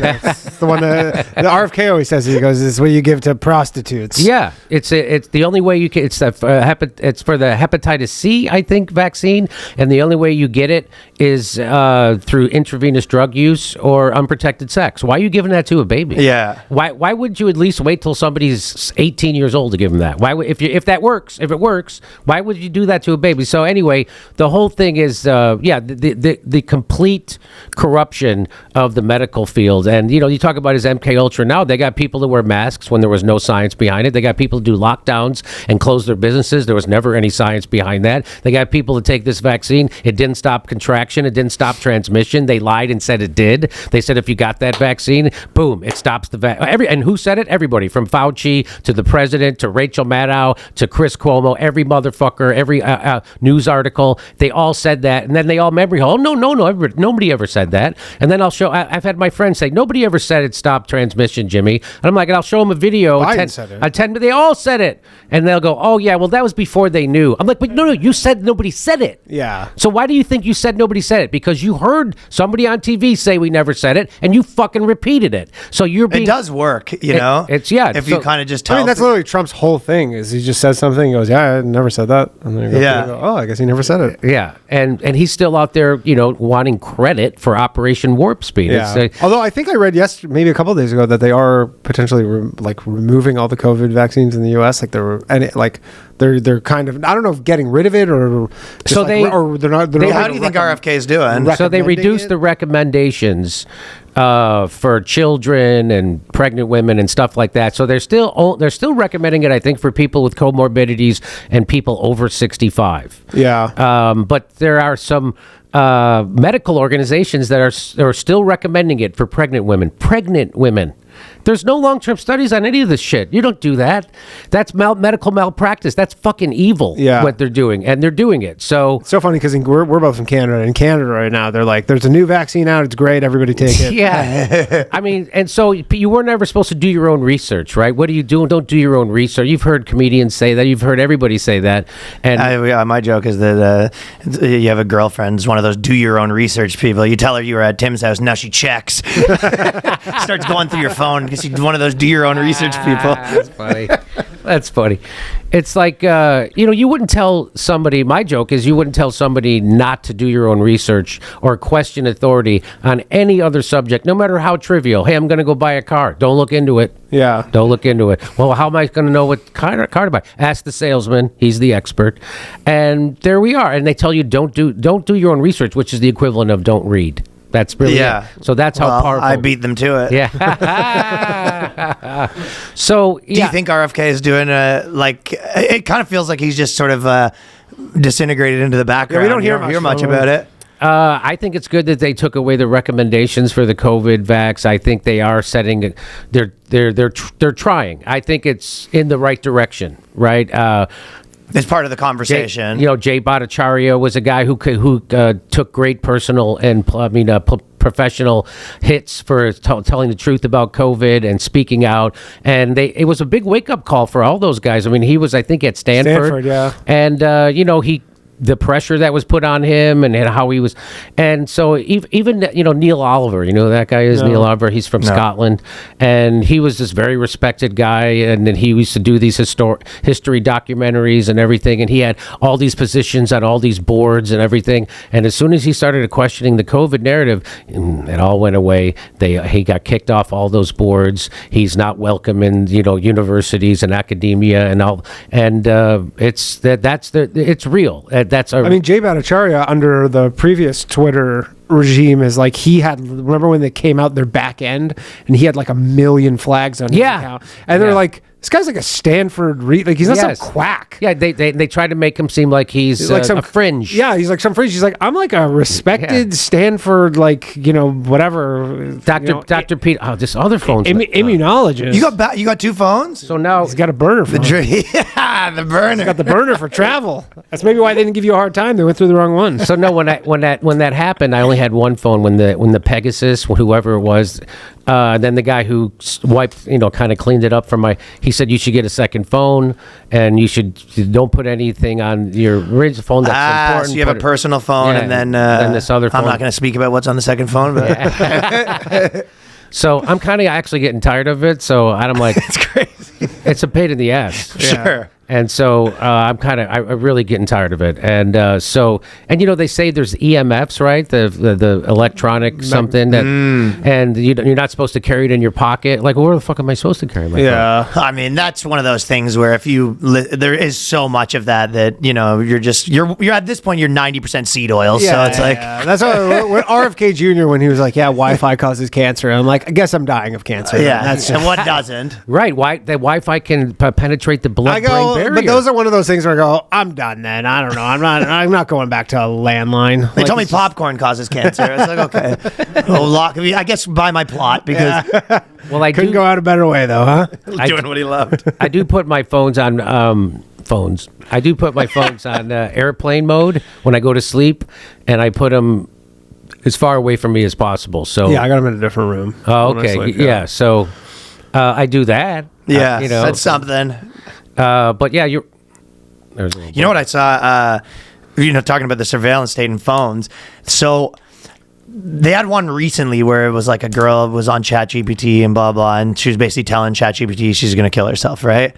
And then she did, and then the mom went through it, found that, and she's on like this big campaign, and like I think it's like gaining steam where they're like, ChatGPT maybe should report this and blah blah, and they're kind of that's like the one that like all the stuff with Twitter and all that stuff was bad, and you're like, this is gonna be next level where ChatGPT is just like, I know everything about this person and I could just deliver that on like a platter to whoever, what I mean? Yeah. People think they're like, ChatGPT, that's just between me and ChatGPT. Right? No, they log all this stuff. It's literally how they train. The model is by logging everything. I've been sort of more sketchy to ask it things now. I like to argue with Grok. I like arguing Ryan with likes it. to do that. You do that? Yeah, that's my thing. Yeah. You try to bully it into giving you the real answers. Yeah. I'll ask it stuff about the vaccine and stuff like that. Yeah. And so it's like, okay, you're right to call me out on that. What about? That's what it says. Yeah. Yeah, you're good. Good catch. Thank you. Good you're catch. Right. What I should have said was that, what the fuck? Why am I'm correcting you? I'm a C student. It's so funny. Yeah, they're like, okay, you got me. You got me. You're like, why are you lying to me? You know, and I always said I've stood up for my lefty values. I've always considered myself a big lefty, and but all the things that lefties used to be for, they now consider right wing. If you're for freedom of speech and anti-censorship, which used to be a hallmark of being a lefty, And now it's going backwards. None of them. now none of them, right? But if you were anti-war, so if I was against the Ukraine war and against they're like, oh, you're a right winger. That's right wing talking points. You're, you know, I would go on Tucker Carlson because he would have me. I would go on anybody's show to talk about, bring my anti-war message. He was the only one who brought me on because he was. We don't have to say that when we're right here. Literally, What are we, anyone. chopped liver? I mean, you know, MSNBC and CNN aren't calling, is what I'm saying. Yeah. And so people would call me right wing for that. So I would argue. And bodily autonomy, by the way. Remember My Body, My Choice? Sure. Remember that used to be? And they don't say that anymore. They go, I'm pro-abortion. Because they all flipped on My Body, My Choice during COVID. It's not it's your body, but it's the government's choice. You have to do this, or you can't go to work, or you can't travel, or go to school. And so people would, I was been smeared constantly as always a right-winger. And so I had an argument with Grok about it, right? And I was like, why do people call Jimmy Dore right-wing? Well, because he's flirted with I go, flirted? I go, did he try to take him on a date? Yeah. Well, no, what I mean by that is, I go, do you mean he did interviews with people who were, yes. Is it bad to interview? Well, you know, you're right to call me on that. Yeah, I guess that was kind of a loaded term when I said flirted. This is Grok talking to me. Yeah. So I archive all those chats, and I'm thinking funny. about trying to maybe do a show Release a about coffee table book. Yeah. My arguments are 5 inches is actually pretty huge. All right, what's the average in the rest of the world, though? You're right to call me on that. You're actually a fucking massive, Yeah, dude. Thanks for keeping me honest. What I should have said. No, I find it with the statistics and stuff like that, where it'll tell you two statistics, and then you go, so wouldn't that mean this? And Yes! they go, I can't comment on that. I go, you just told me the information that would lead to that, and you go, well, that's not something that I can make and you go, you just gave me the data that says exactly that. I have those kind of arguments, and I throw my phone. I would ask it about about the vaccine and how many people did it prevent from getting it. Well, it did. It prevented most people for a while. Okay, yeah. Most? I go, didn't everybody get COVID? Isn't well, eventually, but over time. Yeah, so then it didn't fucking work. Right. Could you imagine if I got the polio vaccine and your phone just starts smoking? You eventually get polio, but you know, for a little while. It's like, so that's not, so those are the kind of arguments I have with Grok. But it's just interesting, like, I was thinking about where would this like fuck people? I mean, the biggest one is, you know, you always get people that murdered someone and they're just like, you know, their last Google search was like how to murder, you know what I mean?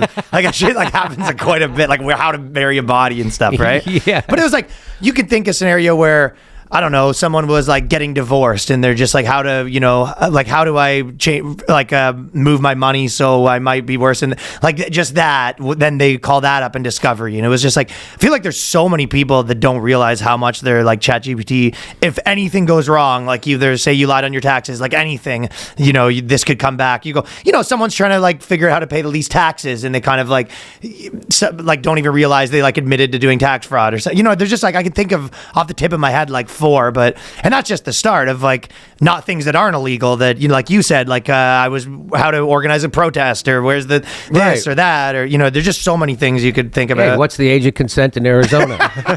Stuff like that, right? And then next question's like, but like, Are you sure?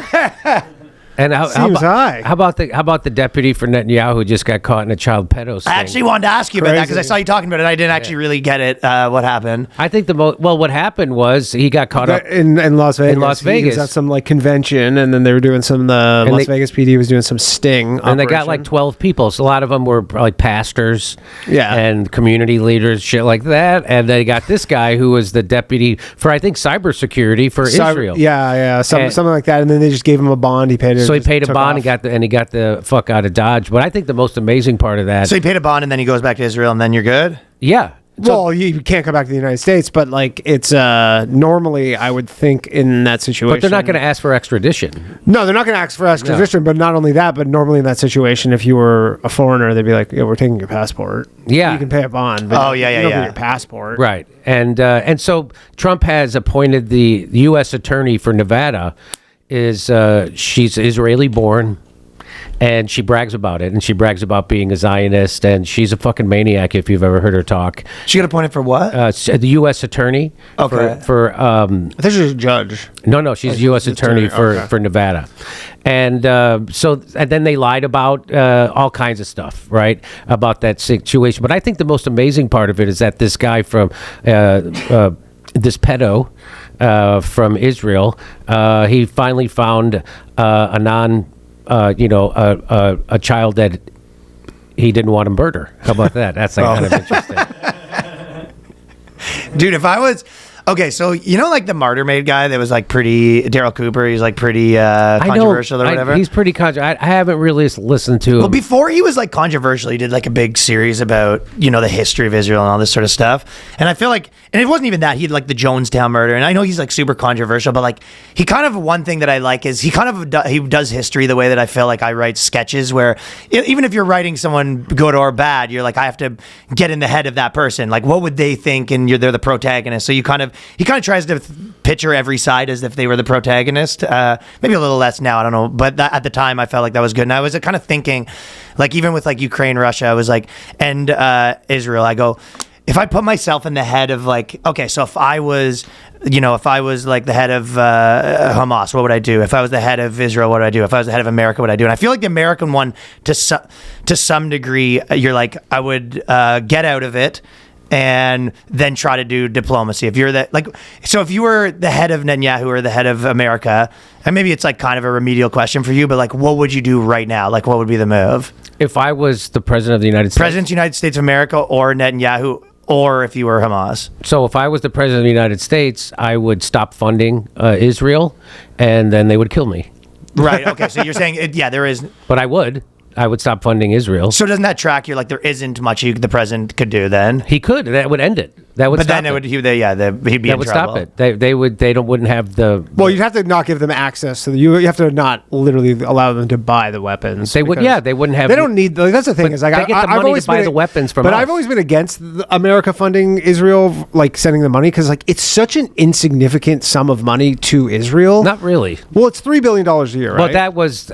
But now through this war, that's billions and billions. Yeah. But it's like for their GDP, you're like it's like a % of their GDP. Like they could. I guess maybe America's like, well, they'll go buy it from an adversary. I don't know. It doesn't, probably not. I don't know. But I have always been I'm like, why does America give Israel $3 billion a year? Like, isn't their argument probably, which is, I'm sure, lots of lies about it, but like, is their argument not that, well, then if we had no money, like, for example, if America was not involved at all, it would just be Israel doing it worse, maybe. And then they're just like, and we have no say on it. But in your opinion, you're just like, if America got involved in out of this game entirely, it would end. It would end. It would end. Just like if we stopped funding Ukraine, it would end. The war would be over. Same thing with Israel. But Europe is funding them. Like the rest of the world's funding them pretty extensively, right? But not as much as us. But they have stepped up. But you see most of these wars. Like even Canada, a small country, sends crazy amounts of money. Like people in Canada are so mad right now. Yeah, people aren't happy about affordability is like out of hand. Taxes are so high, and people are like, we're sending Ukraine so much fucking money right now. Not compared to America, though. Yeah, but if I'm saying for Canada, and Trump just said, we're not giving money anymore to Ukraine. We're giving it. They're buying it. NATO's buying the weapons for Ukraine. Right. So NATO,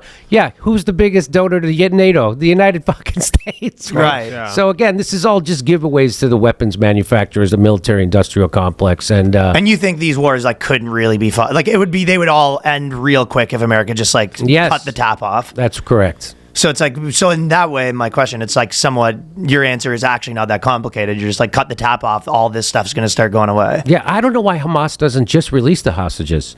They're not getting you anything.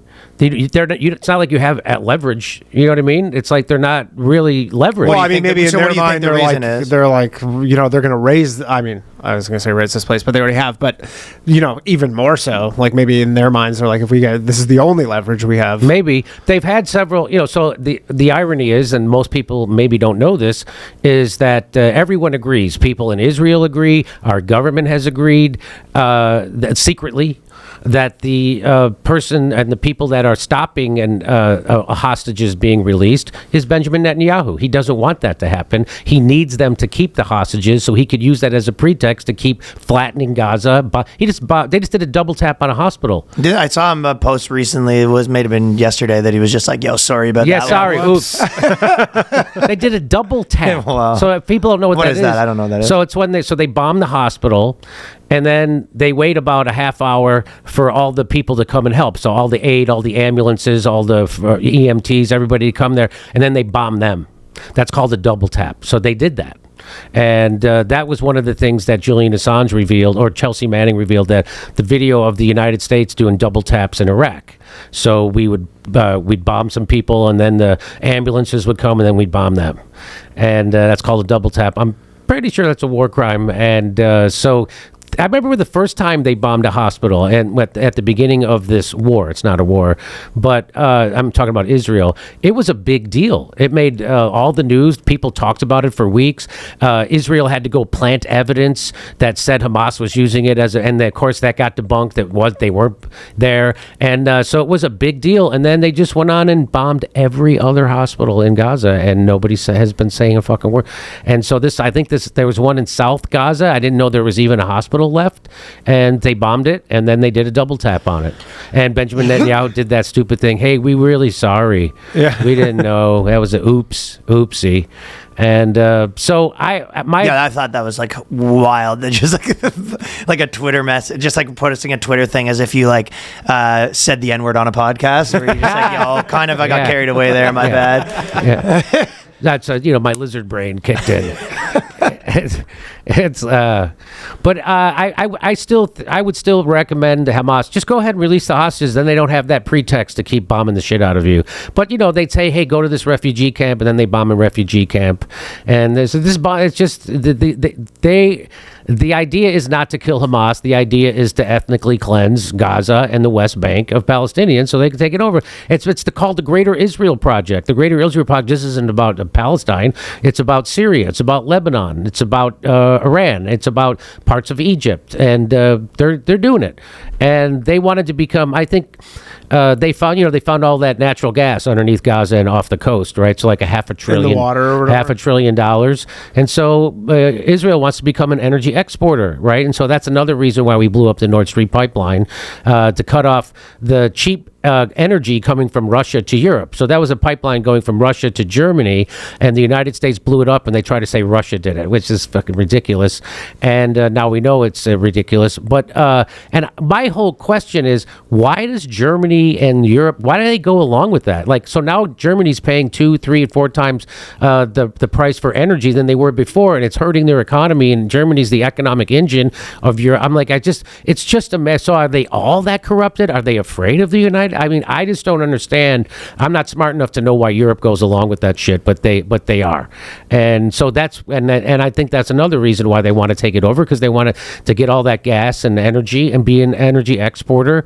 This is not about, by the way, Netanyahu and the Israeli government funded Hamas on purpose over funding the PLO, because the PLO was not terroristic. They were less militaristic than the Hamas, but they funded Hamas so they could say, look, we don't got anybody. The hardliners, like, or maybe whatever percentage that is, like hardline people in Israel are just like, if we get these guys involved, like now we can just be like, well, what are we supposed to do? They're crazy. That's right. These guys are terrorists. We can't.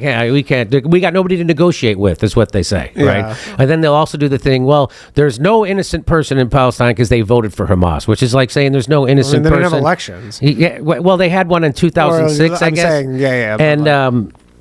But most of the people alive in Gaza weren't even alive then, right? So they're mostly people under 18, and so again, it's like saying we're, when Osama bin Laden attacked the United States, we're all guilty because we voted for George Bush, Right. So it's like we're not all guilty. We didn't all do it, and so holding the civilians accountable for what their government does is bullshit, and that's been the mainstay of their argument. Isn't it kind of crazy to everybody that they did that on live TV, by the way. They did a double tap of that hospital. It was live streamed on television. Really? Yeah. Well, are they live streaming their military? Well, no, it was just like it was the journalists were like filming it. essentially. And they killed all these. I got They you. killed all these. So they even killed journalists from Reuters and the AP, and like Really? yeah, Like American ones? I don't know No, if they're no, they Americans. weren't- they weren't No, but they were Americans, no. working for the AP. Yeah, They yeah. were working for Reuters. Yeah, I mean, I thought it was so almost funny that like all these countries are now like where like Canada did, and I think a few European countries are like, yeah, we're going to recognize Palestine as a state essentially, but then they're like, yeah, and the conditions are that Hamas leaves and all this stuff, and then they go, it's not going to happen. yeah. Like all these people are so mad in Canada, they're like, I can't believe Mark Carney would recognize. And he goes, yeah, his conditions are something that'll never happen. And it's great. It's great they got rid of Justin Trudeau and they replaced him with an international banker. Yeah. Fucking awesome, you guys. But oh no, I forgot what I was going to say. But yeah, I forgot. Well, I guess and that kind of makes sense to me, but I guess I go back whenever I feel like I talk to a lot of people, especially like being in New York, where their point of view is like, which makes me think like there's a chance that it's like America pulled out of this thing and then it gets worse. You know what I mean? Where Israel is like, oh, now we don't have to listen to anyone. Like, No, now their it's just economy is crazy. Now it's just like kill every person. You know what I mean? No, in fact, there was a time. So we actually ran out of munitions. Like Russia can make munitions at like some like crazy number, like 50 times faster than we can replenish And cheaper. And so we literally ran out of munitions. So Zelensky and Netanyahu, they both thought that we were hoarding, and that Israel thought we were giving our munitions to Ukraine. Ukraine thought we were giving we didn't have them. Right. And so, this could not go on without the United States weapons manufacturing and our support for it. And if we didn't support Israel the way we do, they would be forced to be a good neighbor. And I didn't know anything about really Israel until October 7th. I didn't know. I would already have thought what you just said there. I guess the argument was like, but that's not where maybe you are here, where you're like, because I would argue like, yeah, for sure that's the case, that this would have stopped it like over a long period of time, but maybe now, as of like right now, they could go hard for another like 2 years where America couldn't even like, you know what I mean, there's no even any force that's like slowing it down. Yeah, why isn't there a UN peacekeeping force that goes in there and stops the bombing of... I feel like UN, no one listens to them. But even there was a recent testimony of an Israeli soldier who was one of the guys who were on... So wherever that border was between Gaza and that music festival, so there's like a fence line or whatever that was, and he was saying that they were given a stand down order, and he was like, "Why are we going to be given a stand down order?" And they're like, "Well, there's reports of snipers, right?" And he's like, "Well, if there were snipers, I would know. We would be the first ones to know because we're there, and we don't know." And so that was again, this was engineered by Netanyahu. And I mean, Israel definitely knew about it. not only did they know about it, but they allowed it to happen. They were complicit. Yeah. And then I would say most of the people that were actually killed on October 7th were killed because of the Hannibal Directive, which people don't know what that is. I don't. The Hannibal Directive is Israeli policy that you can't let your enemy take hostages, and if you think they're going to, you kill your hostages. Yeah, it's, so it's basically not to negotiate with hostages. Yes, so they killed their own people. Like you saw the Hamas was flying in on hang gliders and Adidas shorts, and you see all those cars that were wiped out, burned, and everything. It was like hundreds and hundreds and that was done by attack helicopters. Okay, and that was done by Israel. So Israel killed their own people, and then they buried the evidence. I don't know if you know. Right afterwards, they buried all those cars, and they said that they're doing it for environmental reasons. Oh yeah, that's what you do. Environmental reasons? Yeah, they had to come up with something. And so they're burying the evidence, right? Which is why they're killing journalists. They don't want people there that can actually report back what's happening. They killed over 250 journalists now. It's the biggest killing. It does seem like it's so much harder to like do a war when everyone's watching. Exactly. You know what I mean? And if you're like, well, sometimes it's like, oh, we used to do this back in the day. I feel like they always a lot of times point to other wars where like, what about this war when people were more people killed? And you're like, yeah, no one had to watch it. It's like, and we don't do that anymore. I mean, Russia and like, Ukraine's getting along just fine. People say, well, it's a crazy conspiracy theory, Jimmy, that if you think, Israel wanted them to attack on October 7th. It's just like crazy. Like the next thing you're going to tell me is that the FBI was in on January 6th. Yeah, of course they were. Of course there was a goddamn psyop set up that was to criminalize Trump and his political organization. And again, you don't have to like Trump. In fact, you can hate Trump, and that should still scare you that they did that. It should still scare you that they did the lawfare against him, because if they can do it to him, President of the United States, they'll do it to fucking anybody who threatens the establishment. They're going to do it to you. They'll do it to Cornel West. They'll do it to Jill Stein. They'll do it to Bernie Sanders. They did a version of it to Bernie Sanders. They Russiagated him. They fucking Russiagated Bernie Sanders, and he went right along with it, by the way. What was that one? They, right before, I think it was the Nevada caucus, the Washington Post, something about how Russia was backing Bernie. They wanted Bernie to... I kind of remember. Remember that? Yeah, he's an easier one to do it to, too. If you're a socialist, you're just like, yeah, he loves Russia. Yeah. And he had his wedding there or something like that. Yeah, he went there for his honeymoon, I think. Yeah. Something like that, yeah. I mean, it's so short-sighted, too, for the people, like, all the lawfare stuff, because you're like, you don't... I mean, I guess their whole plan was like, yeah, there's no way Trump will ever get back into Yes, office. that was it. So we don't have to worry about this being used against us. And then he gets in and like, all right, I guess we're fucked. So I think the fact that Trump was allowed to become president by the deep state just shows that he's actually in it with the deep state, and it was just parts of the deep state fighting against each other. And the thing which is really interesting, and I don't know if I brought this up the last time I was on, but right after Trump got elected, he was still speaking out against the CIA and the NSA and the intelligence and the FBI. This is like in 2016, 2017. And Chuck Schumer at the time was the leading top Democrat in the country, head of the Senate. And he went on Rachel Maddow and he said, you know, for a guy who thinks he's smart, meaning Trump, he's being really dumb to attack the intelligence community. And Rachel Maddow said, why? He said, well, if you mess with the intelligence community, they have 6 ways to Sunday to get back at you.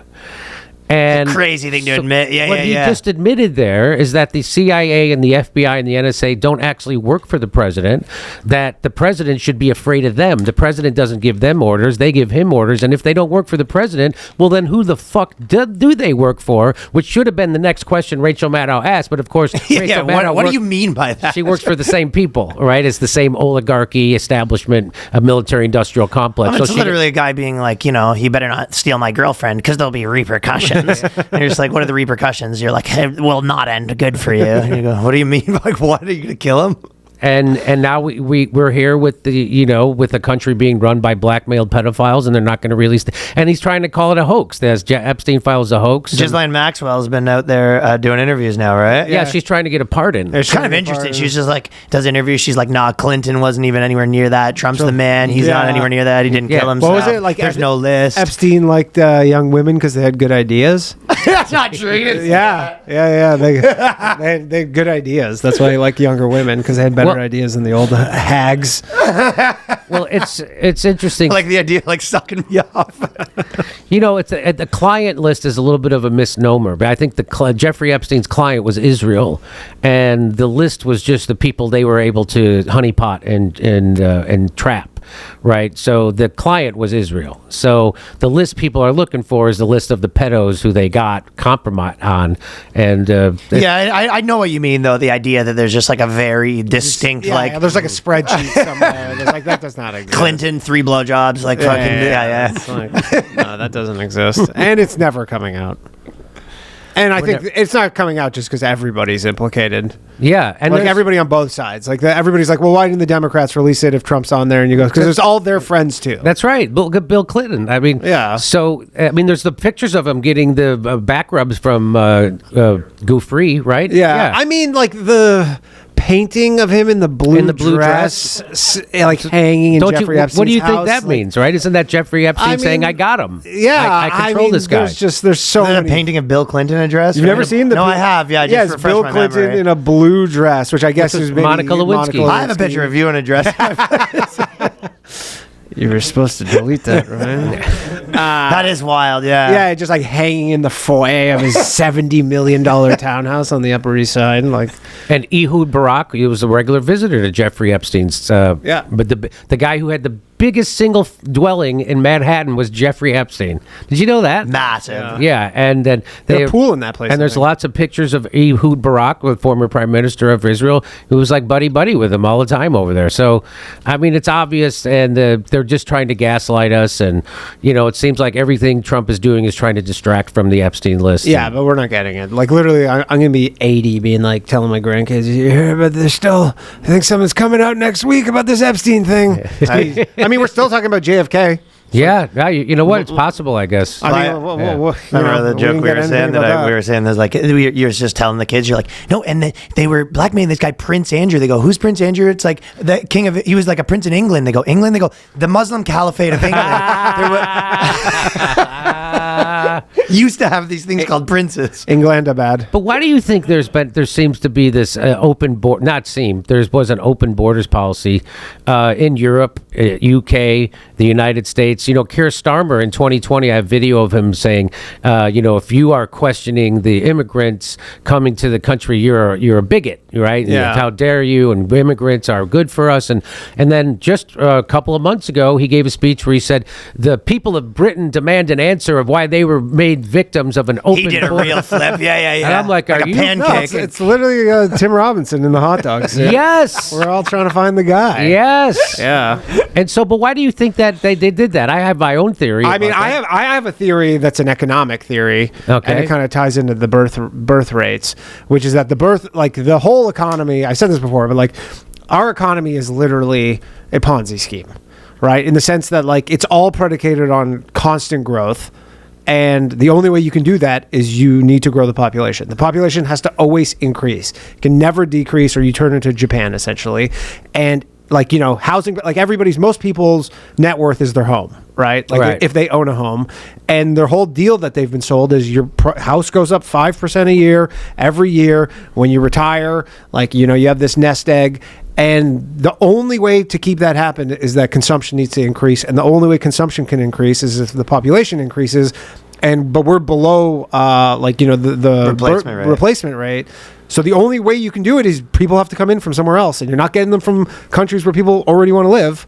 Right? I agree. No, that's definitely their mentality. That's definitely the idea they posit. But the reason why I think we have the population isn't growing indigenously fast enough is because people don't feel economically stable enough to. Yeah, it's a cycle. Yeah. So instead of like, oh, hey, how do we make sure half the country right now can't afford a $500 emergency, 70% live paycheck to paycheck, half of all wage earners earn less than $30,000 a year.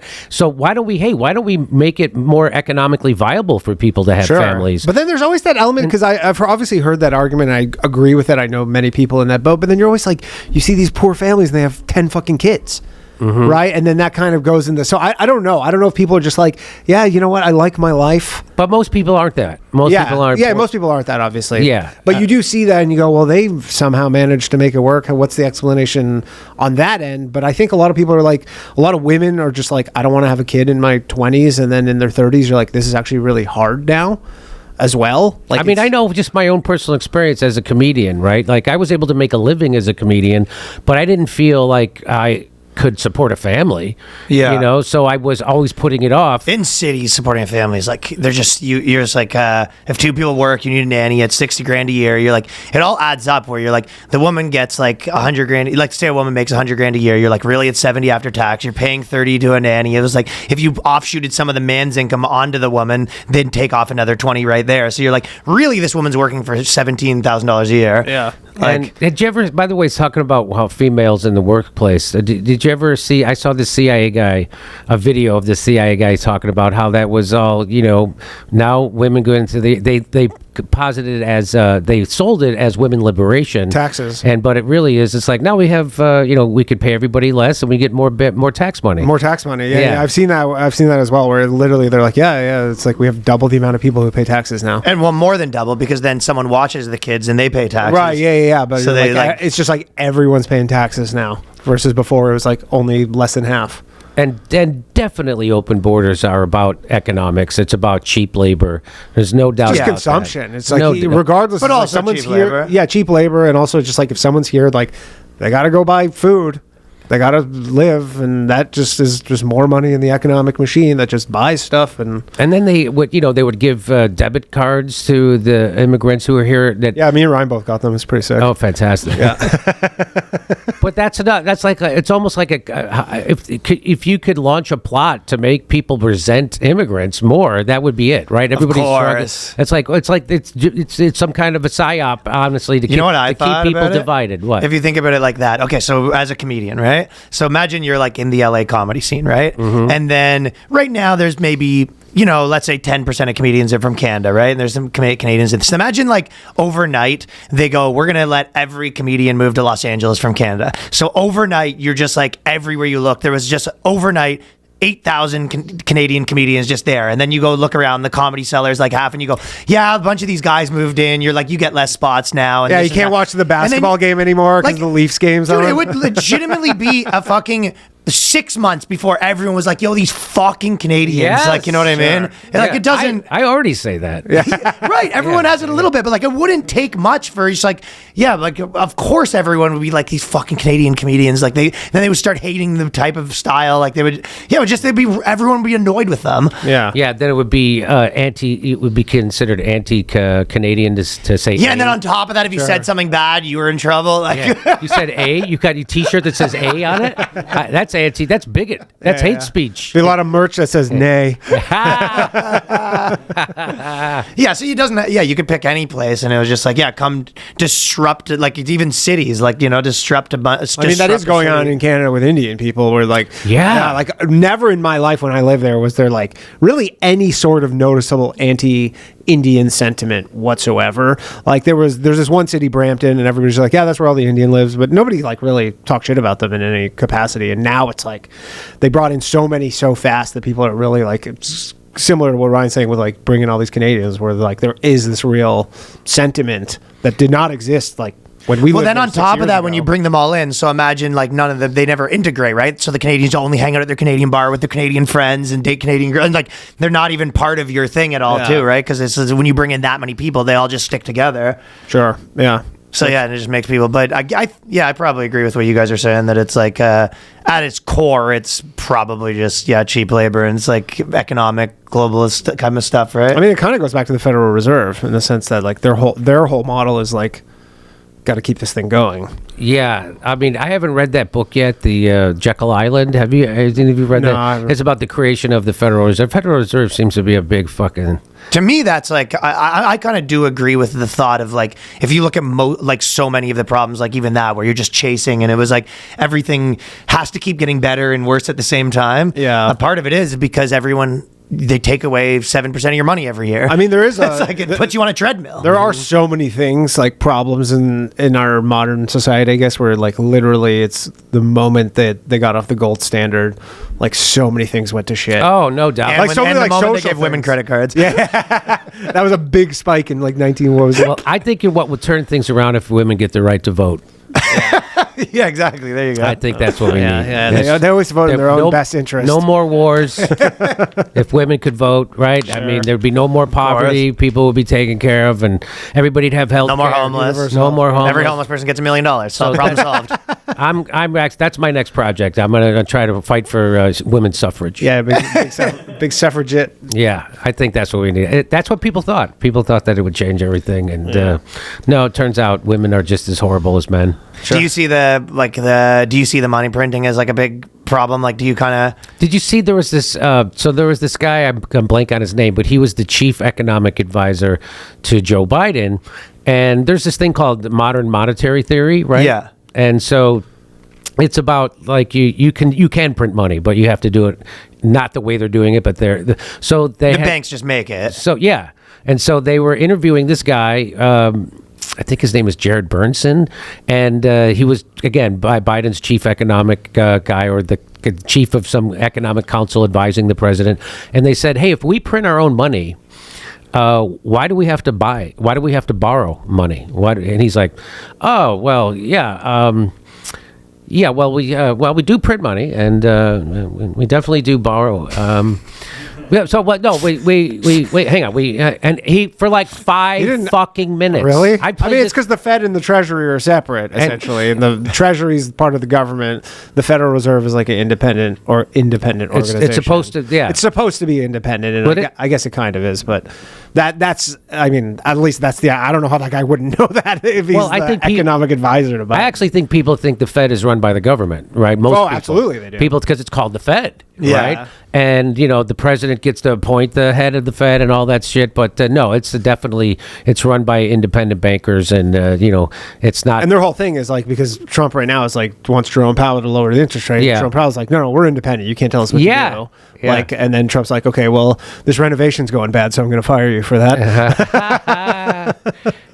Yeah, I mean, it's funny if you could find that video. I'm pretty sure his name is Jared Burns. I played that video on my show at least a dozen times, and every time I play it, I have a guest on there like, "Are you kidding me?" I'm like, hilarious. So I don't understand it either. I don't understand if we print our own money. Why do we have to borrow money? What the fuck is that all about? I guess inflation's the reason. Okay, maybe. I guess. Yeah, because if you do the more like if you no one wants to have just like crazy high inflation. But if the answer so it's like politically bad. If the answer was that easy, why wouldn't he say it? Right? Yeah. Because I mean, the Fed's whole mandate is literally just like their whole thing is just like keeping inflation stable, which goes back to my whole Ponzi scheme thing, where they're just like, we just want this thing to grow 2 to 3% a year constantly. Right. That is right. That's their whole thing. It's just 2 to 3% a year and employment, and that's it. And they just want that number to just gradually keep going up. And you're like, yeah, you need more people for that. I remember one time they used to have this comedy club inside the Mall of America in Minneapolis. Oh, they still have it. House of Comedy. No, it was the one before that. So. No, but I'm sure now it's the same. It's probably the same spot. So it had gotten taken over by like Dave and Buster's that they run all those. It was the guy taken over, I think, maybe by that company that runs all those. Anyway, had got taken over. It wasn't individually owned anymore. And so I didn't know this. I go in, and I don't know how many years ago this was. Fucking 20 years ago, maybe. I don't know. But in the bar, they had this sheet up on the wall, and it had the numbers of all the money that the drinks they had sold this day a year ago, and this day and that week and year, and so you had to do better. And I'm like, that's how you're running your fucking comedy? That's how a corporation runs a comedy club. It's always about growth, like you're talking about. Just like Cracker Barrel. It's like you got to... The whole thing, everybody's so mad at Cracker Barrel, and you're like, yeah, Cracker Barrel has literally been a stagnant company for a decade. Like I was looking at it, like they haven't done, because people are so mad that they would dare change their logo, and they're like, their loyal customers are all dying, and they're like they answer to shareholders, and shareholders like make the number go up. Yeah. Right? They're like literally make the number go up, and they go, okay, we got to do something. Yeah. And then people are like up in arms because like, how dare Cracker Barrel, this like, American institution, do something? And they're like, well, our whole thing is nostalgia, which means doing nothing. Yes. But they're like, we have to do something. Yeah. And so they're like, what do you do? They're like, we're not going to raise our prices. That's the only other alternative. They're like, we can't do that. Yeah, you could fact check me on this, but I saw a post that explained where the term Cracker Barrel came from. Do you know where? So I could guess. So I thought I could too. So do you know where the term cracker comes from? Like whip cracker? So the slave owners would hit them with the crack the whip, and so they would call them crackers. And then the barrel is they would have, if you went to the store, they would have the barrel with the whips in it that you could buy, Cracker Barrel. That's what now again, fact check me on that, but I didn't realize that, so I'm like, well, that is pretty shitty. Also, how'd they manage to dodge the whole 2020? Like the Cleveland, everybody was like Land O'Lakes and Uncle Ben. That's and right. They got all these people. Aunt Jemima. I'll give you another one. There was there used to be white homeless people that would roam the streets, and then they would have to wear a barrel with suspenders. And then if it was a white guy, they called that a Cracker Barrel. So it could have been a barrel. Diogenes was the original. Yeah, Diogenes. Like it could be the barrel that a poor white wore. So his clothing. Are you making this up? Yeah. Oh, okay. Well, there's that old Greek dude who Diogenes, and he didn't give a shit about anything. Our friend JJ loves him, and he just walked around in a barrel. Oh yeah, that guy, the philosopher, the original Denver Broncos mascot. Didn't he wasn't he a guy who begged for money? And yeah, he just was like, didn't care about anything, just begged for money.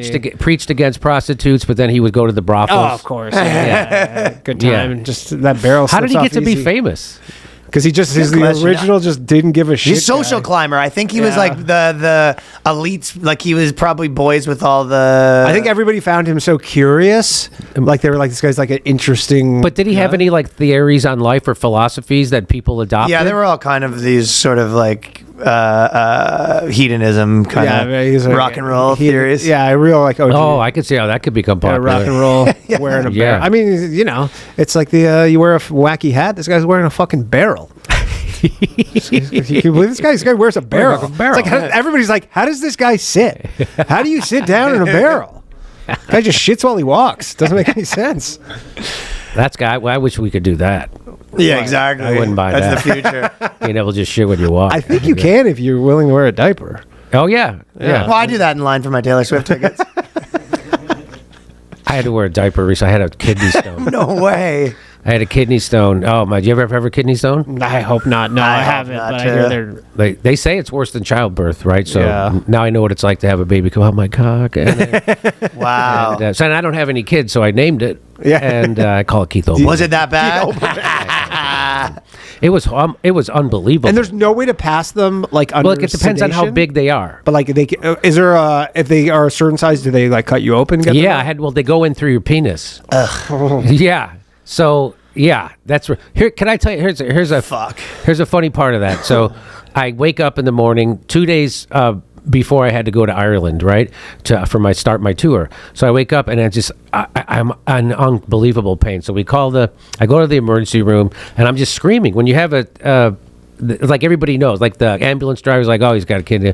I get in the emergency room, they go, that's a kidney. They know, right? I guess they see it all the time. So they put me in this room, and it's got, it's all glass. It's in like an emergency room, and I can see where the nurse is stationed, and I'm screaming, right? And so they don't send in a nurse, they don't send in a doctor. The first person they send in is a lady to take my copay. Yeah, of course. Swear to Yeah, God. of course. And I was like, oh, American healthcare. I love this, right? She's like, I need your copay. I'm like, She goes, Sorry, you're out of network. You got to go to a different hospital. You go, this She's thing's going- coming out of me. Going through your pockets for your credit card. She did. Yeah. She goes, where's your wallet? Oh, it's in my pants. I don't know where my They go, we pants need to strap you to this machine and put you upside down. You're like, how does that help? No, it shakes your pants out to get the money. So finally the nurse comes in, and I don't know if she knew me or not, but she definitely had an attitude, right? Oh. Yeah, so she definitely, I think, knew me and hated me, and so I'm begging for morphine. I'm like, you God, please, because when I had a gallbladder attack, they immediately gave me morphine in the And what was she like? Why don't you pick yourself up by your bootstraps? Give So me one she of those. finally, she does all this other shit, and finally she gives me the morphine, right? But she must have given me a quarter dose or something, because it didn't fucking do anything. And I remember getting morphine for my gallbladder, and immediately I was like, So she puts it in me, and I'm just like, okay, and she walks out of the room, and it got worse. Like, it didn't get better. I am screaming, it didn't work. It didn't work. I need more. It didn't work. And so I finally, I could see her at her desk, because finally she gets up and she walks over to my room and closes the door. No. I swear to God that happened. And so finally my wife shows up, and she's like, what's going on? And I go, I need more morphine. So she goes out and screaming at the lady. So she finally comes in the room, and she gives me another one, right? And I'm like, oh, nothing. Does fucking nothing. And I'm just I screaming. think she's fucking you at this point. I go, yeah, I'm like, did you? I go, it didn't do it. I need more. It didn't do it. And she's at the door walking out. She turns around. She goes, you've had 2 already. Like, I just thought it was Yeah, like Sounds like you have bad insurance. like it's a cookie before fucking dinner. You've had 2 already. Yeah, this isn't a cookie. This is so. The beauty was when they finally were wheeling me into surgery, the anesthesiologist, who was also a woman, came over, and you know how gunslingers have their bullets, like a thing. She had that, but it was filled with morphine vials. No kidding. No kidding.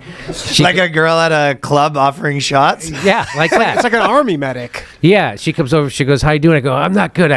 She goes, "You want some morphine?" I go, "Yeah." She goes, "Pff," she gives me some morphine. She goes, "How's that?" I go, "Ah." She goes, "You want more?" Yeah. Boom. She gives me another one. I go, "Where the fuck have you been all day?" She goes, "You want another one?" And I was like, she wasn't. I'm not kidding. $100. That's what happened. Yeah. That's literally. And then it worked. Yeah, and then I was like, "Oh, thank God!" Right? So she gave me 3, kind of at once. And then, so the next thing I know, I wake up. I went into surgery. I don't know. I wake up and I got this like rope hanging out of my penis, right? And it's split. Tampon. And it's split at the end like a snake's tongue, right? Like that. And I'm like, holy shit. So the doc's like, hey, how you doing? I go, hey, what is this? And he said, well, we had to put a stent in from your kidney to your bladder, and then it comes out there. And, you know, we do this with everybody. And I'm like, yeah, well, if you would have told me before, I would have, you know, declined. Yeah. Like, I'll tough it out without a stent. But the weird part was, I go, well, what do we do with this? He goes, first of all, it's going to make, Jimmy, don't worry, it's going to make you pee like a racehorse. And I think what he meant by that was that, like a racehorse, I didn't care where I was, and I would just start pissing. And so everything came out bloody, right? It was piss and blood. It looked like cranberry juice every time. It still tasted like apple juice, but it looked like. And I said, well, what do we do with it? How long? He goes, you just have this in for 5 days. He says, and then you come back in and we take it out. And I'm like, I thought you're going to put me under and take it out. And I go, but I got to get on a plane on Saturday. This is 2 days later. I go, I got to go to Ireland. I'm doing a tour. He goes, so you should be able to be okay, then go. And I go, but what about this? And he says, well, you just pull it out. And it's this thing. It's like so that was a rope that was onto this rubber stent. Makes you cringe, dude. That on the ends it has curlies on both end, and he's like, you just pull it out. I'm like, what the fuck? I don't know how. So the day comes, and I'm in the shower, and I'm standing there for 2 fucking hours. I can't, like, my brain would every time I'd go to pull it, my brain would go, stop. And so finally my wife was like, thought it was funny. Right? Yeah. And then finally she goes, you take it out yet? And I'm like, no. I go, I think you're going to have to do it. Right. And she just goes, I'm calling the doctor. The doctor's in Los Angeles. It's 6 a.m. in Los Angeles. She calls him. He picks up. He's a great doctor, right? And so she brings the phone she puts him on speaker, brings the phone to the bathroom. I'm in the shower, 2 hours, and finally he goes, Jimmy, you there? I go, yeah, I'm here, doc. He goes, okay, go ahead and pull it out. That was it. I go, that's your pep talk? Go ahead and pull it out? That was it. That was all he had to say. And so I knew I had to do it right then, or else he was going to hang up, and if something went wrong, I wanted him on the phone. Yeah. So I did. I just fucking... How bad did it hurt? It didn't hurt as bad as I thought it would. Yeah, but it was crazy. But it's still pulling Weird. that thing out of you, and you see this big rubber thing coming out of your. But what did hurt? We're used to putting stuff in our body. It hurt more after, like, because then your bladder or something goes into spasms, which it did that night, and so And it pulls the kidney stones out? No, the stones were out. They go in with. They have this new thing now where I guess they put something up your penis and into your thing, and it's like a laser, and they break it up, and then they're able to suck it out. Oh. So yeah, before they would just kind of break it up, and then you'd have to piss it out. But now somehow they can just take it out. That's way better. And how do Yeah. you get them? It's just like a deposit of, like, minerals or something? Yeah, I have Deep state. Yeah, deep state. Deep state. Too much sparkling water. I do drink sparkling water like crazy, and there's like wives' tales that causes. But I've looked it up. I've asked Rock, and they say no, that there's no studies that shows drinking sparkling water causes kidney stones. But I do drink nothing but sparkling water. When I stopped drinking soda, and then I went to iced tea, but it's got caffeine. It's like such a pussy. And so now I just drink sparkling water most of the time. But anyway, I don't know how but I've never had one until I was 59 years old, and then here I am. Goddamn. Well, to wrap the whole thing up, which, by the way, it was interesting, like, just to show that, like, the progressive stuff has been taking such a backseat to all this. Southwest has changed the rules for their plus-size passengers. So they had, in the last 8 years, it was basically like, if you're fat, they give you a free seat, and you just have to... Really? And then all those places are all just, like, one by one being like, no, fat people are paying for 2 seats again. Oh, I didn't even know that. It's pretty... People, and it's funny, some people are up in arms, but you, like, just, like, the Some fat people. community. Pretty specific people. But it's just funny to me. Okay. Yeah, I don't like to make fun of the fatties. Well, it's not... Unless it's Chris Christie, then I do. Well, you can make fun of the corporations because it's the corporations being like, hey, we're giving everyone free seats for being too overweight. And then the minute there's like, hey, no one cares about this shit anymore, right? You're just like... Well, Southwest has gotten a lot worse lately, right? So they used to not charge you for check bags. They're charging you for check bags. It used to be open seating. Now I'm pretty sure that you choose your seat. They got rid of They got rid of the open seat. And the bags. They started charging for bags again. Yeah, that's what I mean. And but I could see why The open seating, the bad thing was, like, I would try to race to the emergency exit, and a lot of times my tour manager would get there first, and so he'd try to save it, and then he'd almost got in fights with people. Open seating is like a fucking bus. Like, Yeah. I'm like, that's crazy Like, for an don't do it. airline to have open seating. Don't do that. Yeah, Yeah, you're kind of creating fights. Yeah, you're like, That's this is- exactly what they were doing. Yeah, it's insane. Yeah, it's like a old king being like, Yeah, go fight. Run amok. Yeah. Lord of the Flies. Yeah. hell yeah. And then, okay, so the special. Oh, by the way, I was on a plane recently. I don't know if you know this. You've been on a plane? I actually didn't know that. Yeah, No, I I'm was just on kidding. I was flying from Burbank Airport to Las Vegas. And so we'd just taken off for about maybe 5 minutes in the air. We're still climbing. And all of a sudden, Oh, I think I saw you tweet about this. Actually. Yeah. we dove, and you could see everything just, No. yeah, like you were in an, like, But it's floating, right? everything starts floating. I was floating, and then we come back down, and I see there's two women in front of me. They weren't wearing their seatbelts, and I had mine on, but I had it on loose. Right, I always have it on super loose, and so I floated up, but my head didn't hit the ceiling. My seatbelt caught me, but so then we go back down, and everybody's freaked out, and then it happens again and worse. And like, we're all everybody, and these women hit their heads on the ceiling. You could see their hair going up, right? That was What? see all the women's hairs going up. Does the And- gravity. and I yeah, had, it's, how does it's how they do like Yeah, it's like zero gravity. Yeah, zero gravity. so I had my passport in my pocket, my shirt pocket. And all of a sudden, I see it floating in front of me. So I grab What? it. I grabbed it. Yeah, Was it a little bit cool? It was a little bit cool. A tiny amount. A little this big. I'm but sure you more would've- scary. I'm sure it'd been cooler if you had a little like notice. that So this is I what's thought happened. I thought it was just like unbelievable. Like we hit some kind of turbulence, some kind of wind tunnel. I don't know what the fuck. And so everybody's freaking out. The lady behind me screaming, and the women in front hit their heads. Two of the flight attendants had to get medical attention. They really hit their heads. Because they're standing when it happens. Yeah, and so they were just getting ready to start the drinks, right? The drink service, right? And so then fine, like it takes like at least 3 or 4 minutes, and the pilot comes on and says, "Sorry about that. I had to take an aggressive action because my collision avoidance alarm went on. There was a plane heading for us." I was like, I wish you would have told me that. I'd rather just think it was turbulence. Yeah. And so then the rest of the way, I'm like, And so that happened. There was some kind of military contractor flight. It's called a Hawker, and a plane that some private contractor trains military people on how to fly. So I don't know what the fuck. But anyway, it was coming right at us, and so we had to dive aggressively, and we did. We went like 700 feet like that. It's like crazy. Wow. It was unbelievable. And so when I got off the plane, I tweeted about it. And that tweet, I don't know, it got like 50 million views or some shit like that.